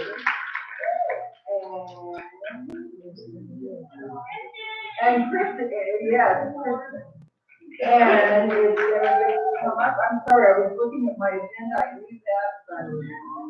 And, oh, Natalie, you're.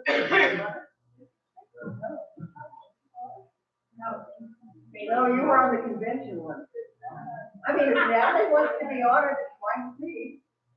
Okay, but the ones that are honored, so if you'd like to join me up here, and I think we'll just kind of have you tell briefly your, additional story, and then talk about what you do. How can we help? What can we do? Hi. There you are. I'll get out of the microwave, you know where you are. All right. Are you gonna draw straws or go in that straight word with you like? Oh, good. Well, you guys know what you do, so I'm not worried about it. That's right. I'm not worried about it. All right. All right, my bad, Mike. Not quite. Okay. Can you hear me okay? Yeah. So as Dennis said, I'm Shane Ostermeyer. And what we kind of wanted to do today is have not only us share our thoughts, but also kind of get your thoughts, because many of you have gone through the same things that Jessica, Kristen, and I are going through. With moving as adults, or even as young people losing their vision. And one reason that Dana talked about why we kept Dana on the group is because, and it's been said many times throughout this convention, is we learn from each other. And we learn the tricks of the trade, if you will, by those who have come before us. And Dana has been a great mentor to many of us on the group as we've learned to navigate our vision loss. So a little bit about me. I have RP, and I started to lose my vision. Well, I was diagnosed when I was a teenager, but I didn't really start losing my vision until my mid-30s. And I stopped driving in 2012. And so one of the things that I kind of want to make sure that we kind of kick off with this, and I know I'm going to kind of quickly hand it over to Kristen. She and I kind of brainstormed some things, and I don't always like being in front of a mic. So I'm going to hand it over to her, and we'll chat about things. One thing that I want to throw out there, and I know she's going to elaborate more on it, is that one of the things that we think the NFB can do more of, and it kind of got touched on yesterday, and I believe it was Kevin's question, why training doesn't happen for those that are just needing career. And I think one of the big things that we kind of talked about in our group is training is essential for us. Yet we all don't have those career goals in life, or we're just not in that place in our life. So anyway, Kristen, good. Launch up, okay? All right. Thank you. So I do want to reiterate that the NFB has done a lot. I started losing my vision about 9 years ago, and then stopped driving 2 years ago. So, and it's always an adjustment. There's always something to adjust to. And I've always been impressed with what the resources are and the help that I've gotten. So it's really a challenge to find something that they can do better, because I haven't thought that there was anything to do better. But we did come up with a couple of things. Like Shane said, the HTC is available for those that are employed or want to seek employment. And then there's, on the other end of the spectrum, if you can have someone come to your home for an hour, 2 times a month or less, to receive some assistance or training. But there's nothing in between. So we were just talking about the idea that, well, what if you just want some training on computers or other things, but you aren't in a position to seek employment, or you just want to keep up with something or learn some new things, and need more, help than just maybe once or twice a month.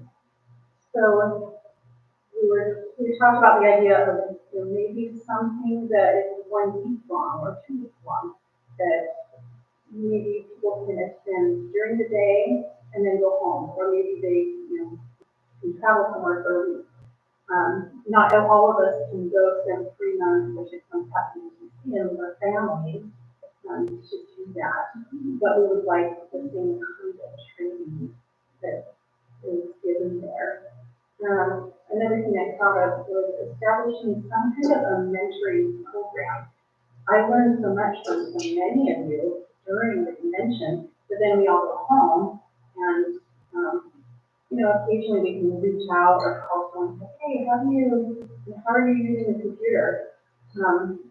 I thought it would be nice if there was something we could set up or establish where people who have skills in a certain area could be mentors or volunteers to be mentors. Maybe an hour we can volunteer to be available for phone calls with the skills building. So those are the ideas that I came up with.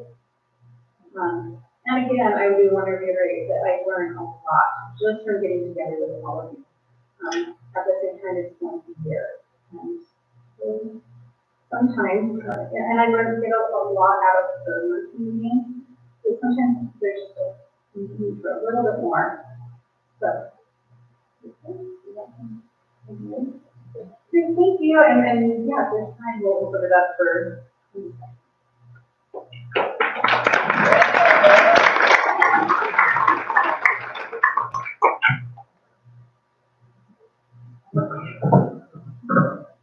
Alright, can everybody hear me? It's a bit. Okay, I'm gonna take my part of the conversation in a different direction of how the NFB helped me as a kid. I was born legally blind through retinopathy prematurity. So then in the 80s, we started, we went to Washington and invited I grew up learning Braille and print. Yeah. And then senior year of high school, I lost more vision due to traumatic induced cataract. I went from AP English to regular English due to my low Braille reading abilities. But I was still able to graduate high school and get through English because of the Braille that I was taught as a kid. I would say the NFB really helped me know that I, as a blind person, can be independent, and my family definitely didn't know that independence to me. I couldn't do for anything growing up as a kid. Also, I would say that NFB really empowered me to go to college and get a degree in social work, and I'm now working as a mental health therapist. Part-time, I like to build up to full-time, but some of that's still time. I really like that we definitely have conventions every year, and I can be benefit from talking to people and there's nothing to this.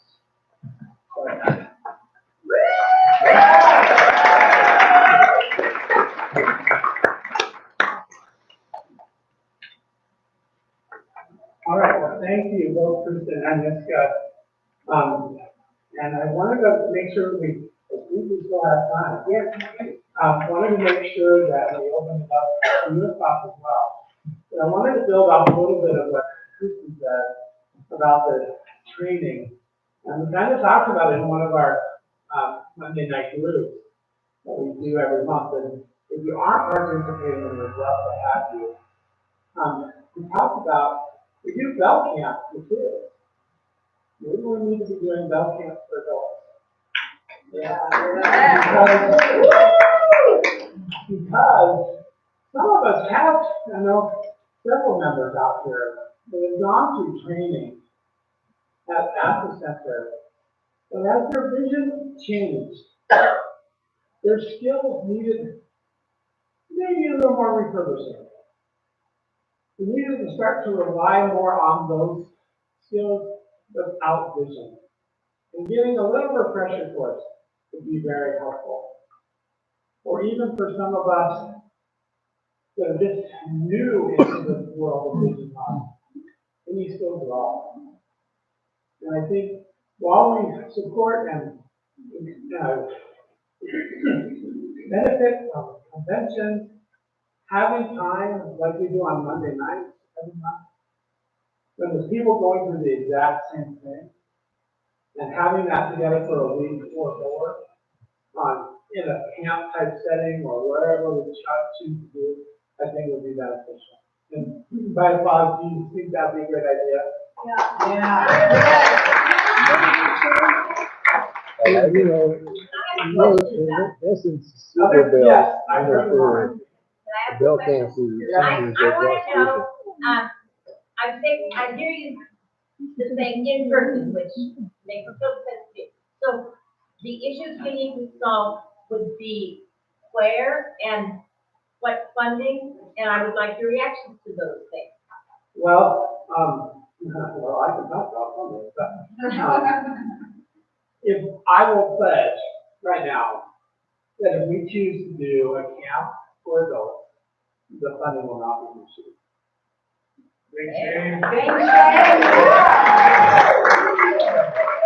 So I will pledge that. Now, for the where, I think I would leave that up to the group. Hawaii.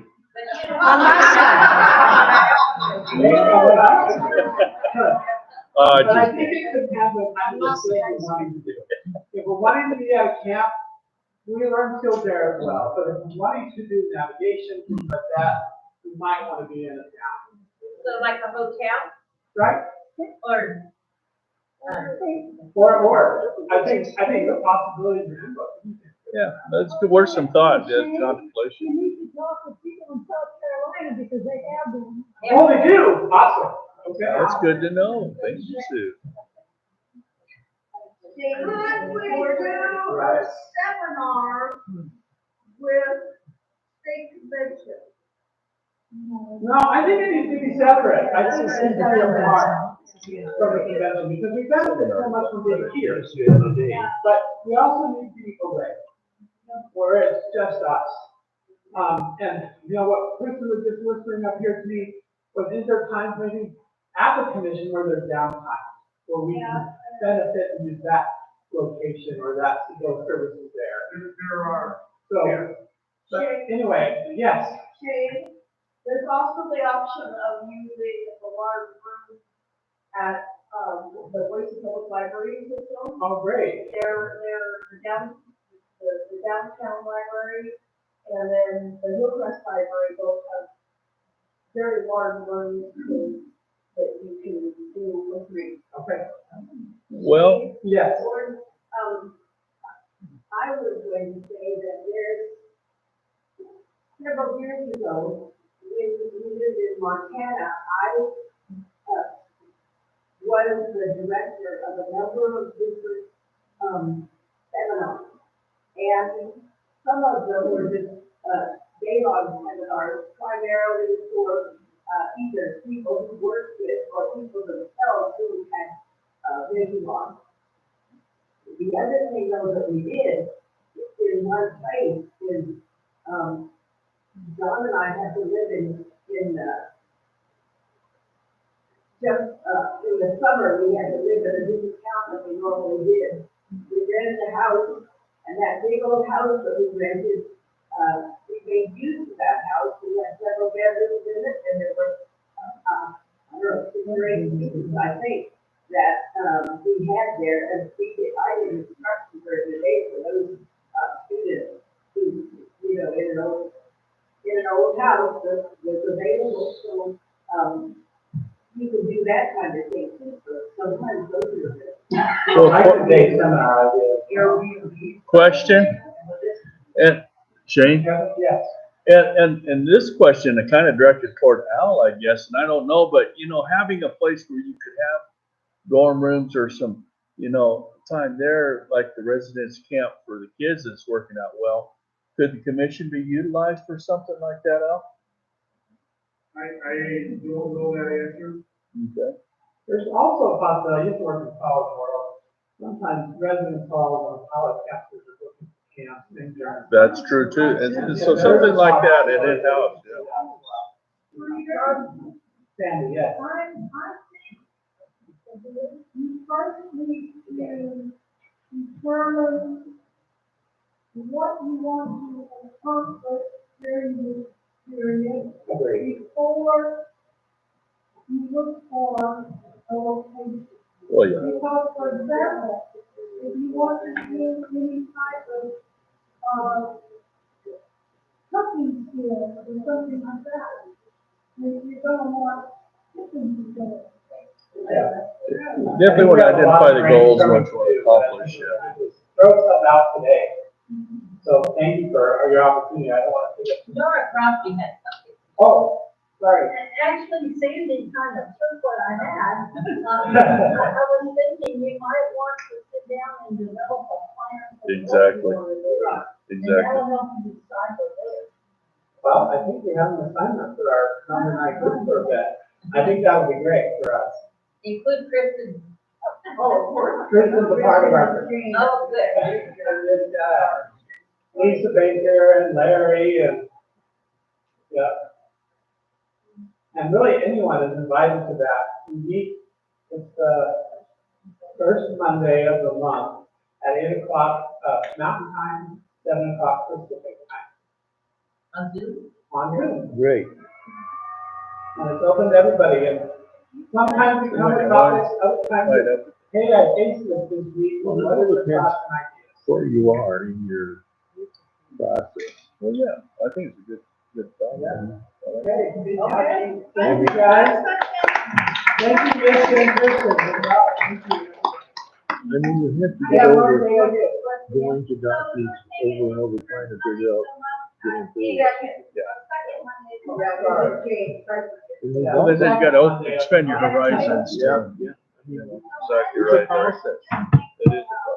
It is a process, yeah. Acceptance and. That's right.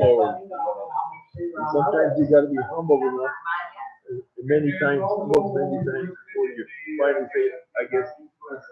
We can access on the SBRI website. You put it there, it has the information, how to join these discussions. Perfect. Thank you all for your time.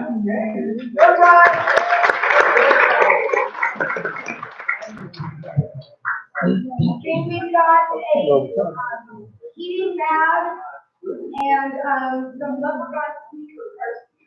Stop them, sorry.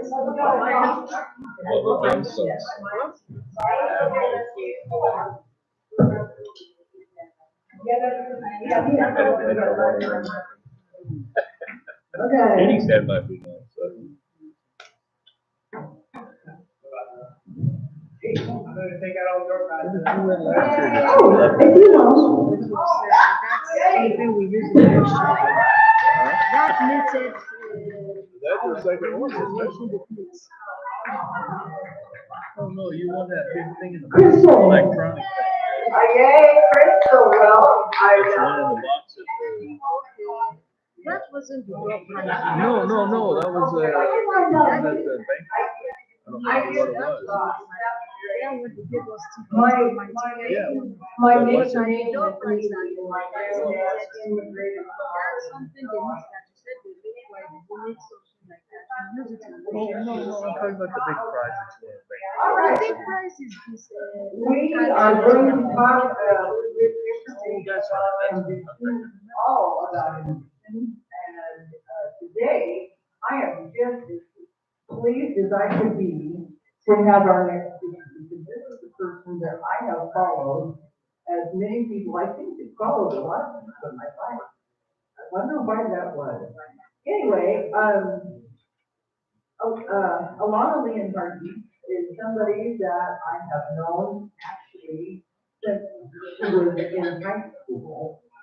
I was up in, the Lewiston area doing some work, and I met her for the first time in high school, and then she went to college, and she got at least one state scholarship, maybe more, and then she got a national scholarship. So, and then, went, you know, off to job hunt and met with the usual problems that we still have to combat on a regular basis. And she's certainly not the only one that's, discrimination in the workforce. But, you know, we don't, when we suffer something like this, we don't let it defeat us. We just rise again. And Alana is now the proud small business owner of Naughty Twist, which is a yarn shop in Hoboken. And I want Alana to come and talk a little bit about her journey. She's also going to be at the young adult student lunch and getting to know all of our young adults, because she can be a mentor because she's been through this. And she's triumphant on the other side, and let's welcome her.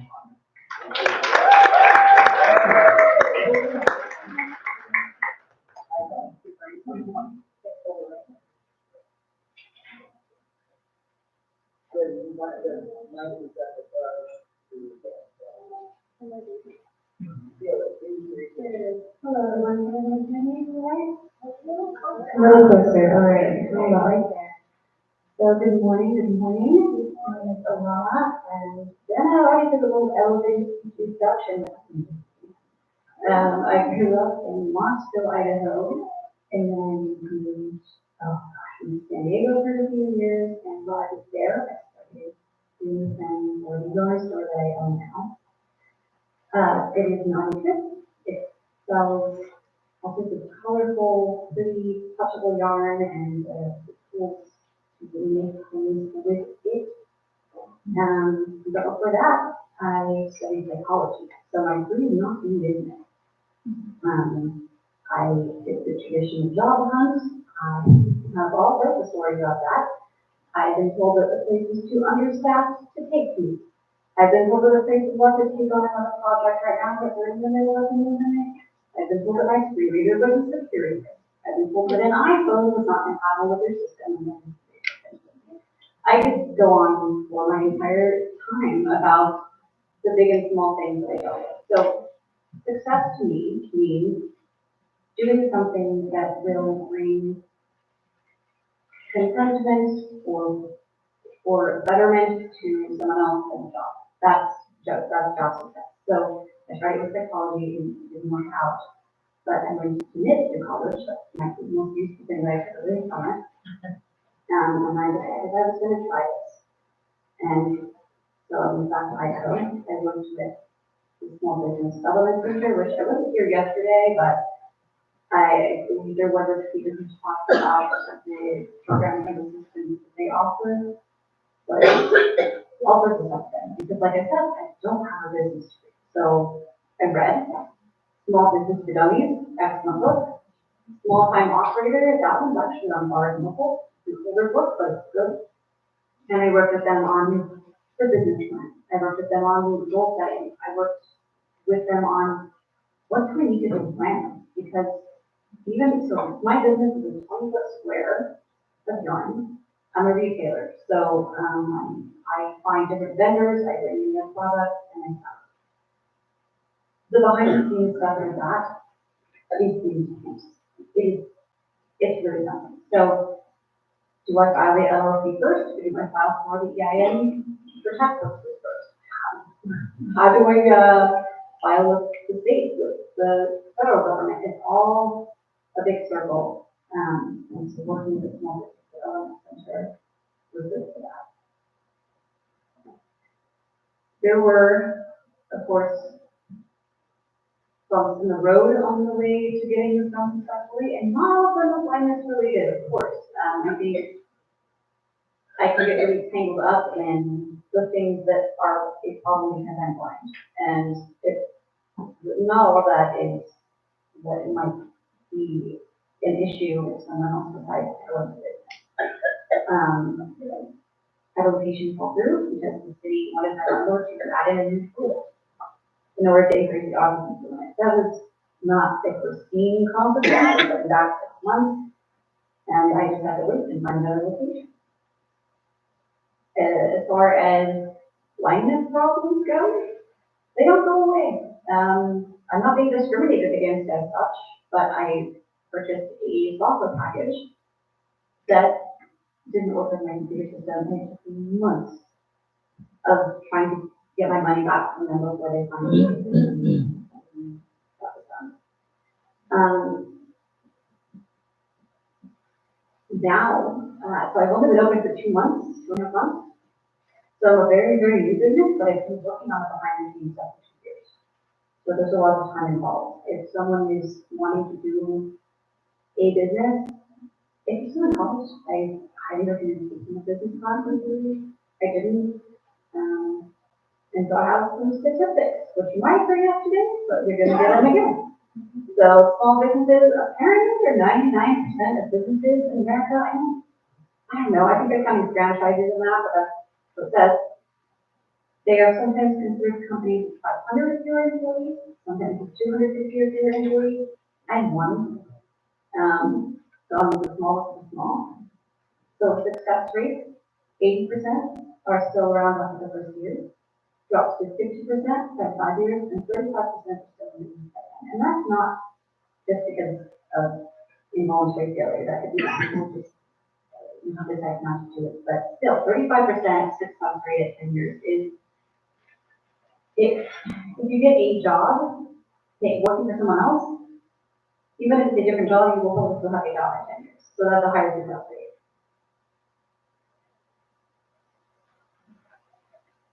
Overall, there are a lot of things that were quite visual. So there are a lot of technologies I leveraged. Kevin talked about AI. I use an AI tool for photo description. Even if I don't use it on my Facebook, even if I can write it myself, I use it to get an idea of what the different yarns look like. Social media marketing is really great for most businesses. They have to have something. I use Facebook and Instagram, but there's TikTok and there's the site formerly known as Twitter, and there's all sorts of stuff. So having some idea of what you can do to get eyes on your business is going to be important. And curating, and for me, it's curating products. For you, it might be that you're a service business. So, but it's very visual in my case. It takes on others, and I do a lot of talking with families who enjoy this. So there's support that I give and support that I get. And as long as it feels balanced, that's acceptable to me. I like what I'm doing. I'm selling yarn, but people make things out of it that last for generations sometimes. They give it as wedding gifts. They keep it for themselves after a tragedy or after a celebration. They learn this new skill, knitting, crocheting, weaving, whatever, and it brings them some accomplishment and happiness. And I get to be a part of that in my community, and that's good. That feels like I'm doing the right thing for me. My speech was a bit short, so I have a little bit of time. If the room has questions, I would be happy to answer them again. I'm just curious what software suite that you had the problem with. Was it something like Quicken or inventory management or something? Lightspeed was the software suite I had problems with. When I tried to print a label for an item with a price tag, what came up said modal dialogue. My bookkeeping part of Lightspeed, I couldn't click into any of the settings on the settings stuff, so I couldn't actually change where I had bookkeeping settings. Toggles was not like there was voiceover, so let's say show tax and shipping as separate charges on online checkout. Yes or no? Well, the yes or no wasn't even there. I couldn't click on it. So it was things like that throughout the whole thing. Well, and that's a real problem for, and that's why we pushing that national legislation on the website and applications accessibility. And applications, I think, is bigger than the website. Yeah, yeah. So I mean, it's technically a website and desktop, but, I use Square now, and it mostly works most of the time, but there are quirks, so be aware of that. If going into business and using the software, there's gonna be accessibility quirks no matter what. That's right. How long have you been in business? I just opened on January. Congratulations. Yeah.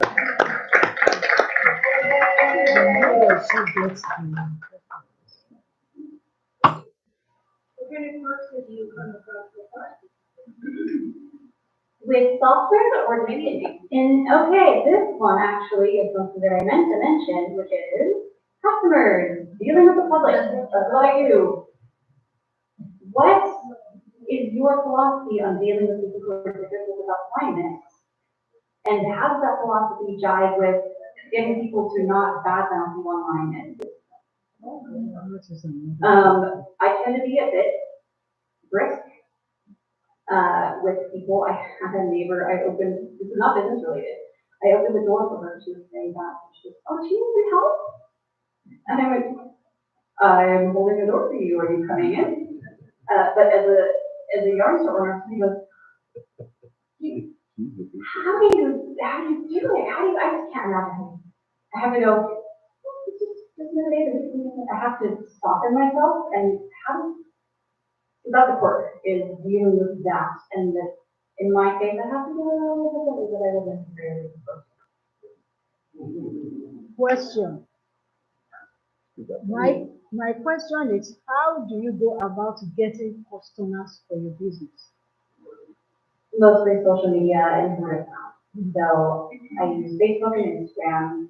I might do an email newsletter, but it's all very visual, all very formatty. And so when I'm ready to do that, I will probably pay somebody to help with the initial formatting, I guess, but fair enough. So social media, and then I attend in-person fiber groups in my community. I started going before I opened, so they know me as a person, and they were excited when I opened. So being social and being involved in the community of choice, I think is huge, because the 80-20 rule is real, which is 80% of your cousin comes from 20% of the cousin. But, yeah. Well, and that kind of is my next question, I guess. So, do you use paid Facebook advertising or just the free social media? And then do you have paid advertising, but mostly I just post in different groups. Okay. And then do you, well, it does. And do you have, you maintain a customer list that you can market back to through email or through different My software channels? does that, and a lot of them do. Whether you're a service business or a retail store, you can build customer lists through a software you choose, and then you're ready to do email newsletter, you have that. Well, and that is hugely valuable, and I would still take advantage of that. And if you can find a budget for Facebook advertising, it does cost. There's ways to bring down those costs a lot, but that can be hugely, the key is if you're paying $1, you want to get at least two back, and you that's know? part of the business plan. I worked with the commission for blind as a small business piece, and they have a lot of materials that they want you to do before getting approved. And it's very detail oriented, it's very specific, and that helps a lot. Because I was able to figure out what do I need to do, what do I need to make. Sure. Is your shop in a retail center where there's a lot of traffic? I'm on Main Street. I'm in a bigger store on Main Street. So location scouting, that's the small business center helping with that. Because again, it's very visual. I moved to Cupertino in April, I didn't really know the downtown space. So having somebody go, hey, this has a lot of culture traffic, we should check here. I don't have a problem with theft right now. Aaron doesn't have it. You know, you're not gonna, George store, there's not gonna be a lot of grab and go for it. I got a question. Yeah. Since you're dealing with a specialized product, have you considered mail order? I have. Or online. And I have chosen not to in my case. That will be a personal decision. I'm sure it is, yeah. Online orders do not, and for me, it was trying to deal with the website and the visuals of the website and the shipping and that sort of thing wasn't something that I felt that I wanted to do as a single person business. Okay. But a lot of side hustle businesses are online now, so it's very, you know, it's what I want to do. Alana, do you have an online store where people can buy it online and shoot it for themselves? No, I just do in person. That's what I was talking about. Do you think you would move to that, Alana, or could you just live it out? And maybe most yarn stores do have websites. I can't compete with the big guys anyway, so if who's gonna buy online, they're gonna go to a place that has a huge selection and then they can get, you know, whatever color they want. And mostly my business, my customers are the people who are within driving distance of me. And if I understood, you're kind of specializing or unique offering is a certain type of plush yarn or something? Just natural fibers. Natural fiber. Okay, so those are really good, strong marketplace. You can find that target, you know, group to focus on this. And thank you all very much.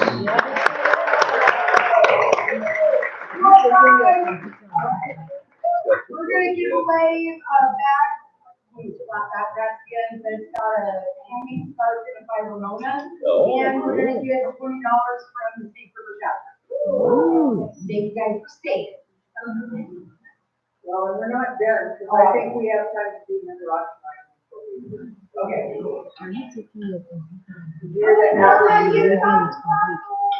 You talk Not for lunch. It's too long. Al, are you What here? time are we calling? Okay, can you hear we can do another auction item? Noon? Yeah, I'm gonna take it. What did I win? What is it? Kevin. Yes, right here. Oh, Kevin Perry? Also, there's another Kevin. I didn't know another Kevin. I had it under the chair, but I missed That's it. Right That's here. you. Yes. As we go out of the room, I'm right here. at the door farthest away from the speaker. You seem very And, confused. and Maya and I are the rail and print content. Yeah, Fine lunch. but what is it now? It's $20, and then a backpack with, I think it's a scarf in there. Oh, knitted Ramona scarf. scarf. There's a Alright. golf, towel, and a couple other pencils and pens and everything that Okay. the computer got. Okay, what I have here is something that was brought in by Larry Bateman. It is a beautiful bracelet. It is white ceramic circles. I'm not explaining very well, but it's it retailed in the jewelry store for well over $200. And it is a beauty. I'm gonna start the bidding at $75. That's 75, anybody for $100. It's over $200 retail value, brand new, still in the box. $100. What is it, Larry? We have 100 out here in front, $110. Anybody $110? I have $110. It's a well over $200 beautiful bracelet. $110? So. Hey, Al, who got it?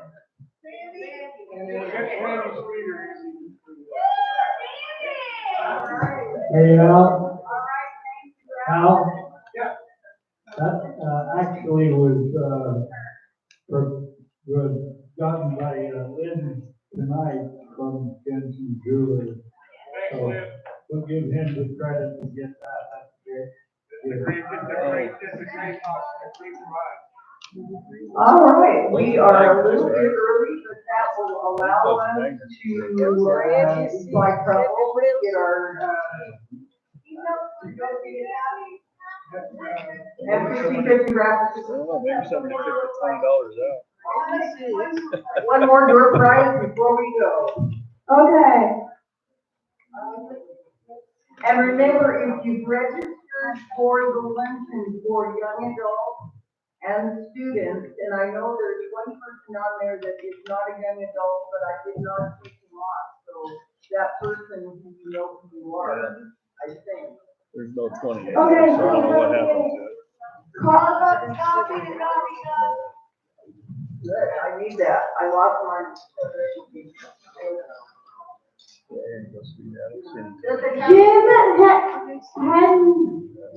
Hensley. What's your name, says? Does it have a lid? Yes. Oh, good, I need it, because I lost mine. Emily Lynn. Is this it? Okay, that's nice. Yeah, Steve must have sat down beside. Okay, what they should have taken. All right, I do have, who owns this one might have been a lot of, is this one? Okay. We are adjourned until 2 o'clock, and we've got tons to do this afternoon, including resolutions.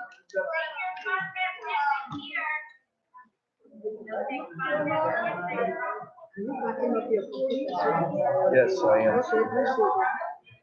Yeah, what are we doing? I took the 20. Yes. Put the You want to go to the room first, take this stuff back? Yes, we actually going together. Yes, but I got to shut this down. What are you doing with all this the remaining pamphlets? Just leave them right there. Honey, I meant to know. Well, just leave them. If I leave it on the table, I'm asking you to say for the lighting. No, you can leave the pamphlets. On the table. Yes, I need to focus on this for a minute. Focus on it while you answer the question. I can't do both. So. I do go to ask you questions. Okay, that's good. Wait. How do you close program? Make sure it gets to the desktop so that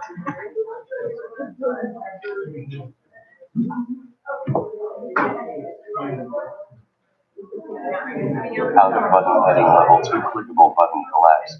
L. Clickable more options button heading level. Clickable live edit button. Clickable end screen button. End screen. Clickable heading level 1 end screen. well, then you will need someone to help you set the camera up again. I got it this time, as long as nobody moves it, it should be okay.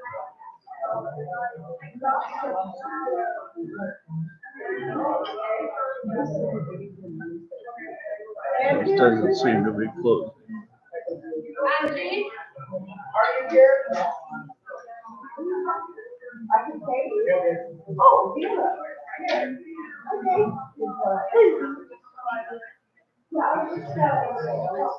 Leave side. Dialog changes you made may not be the cancel button to complete.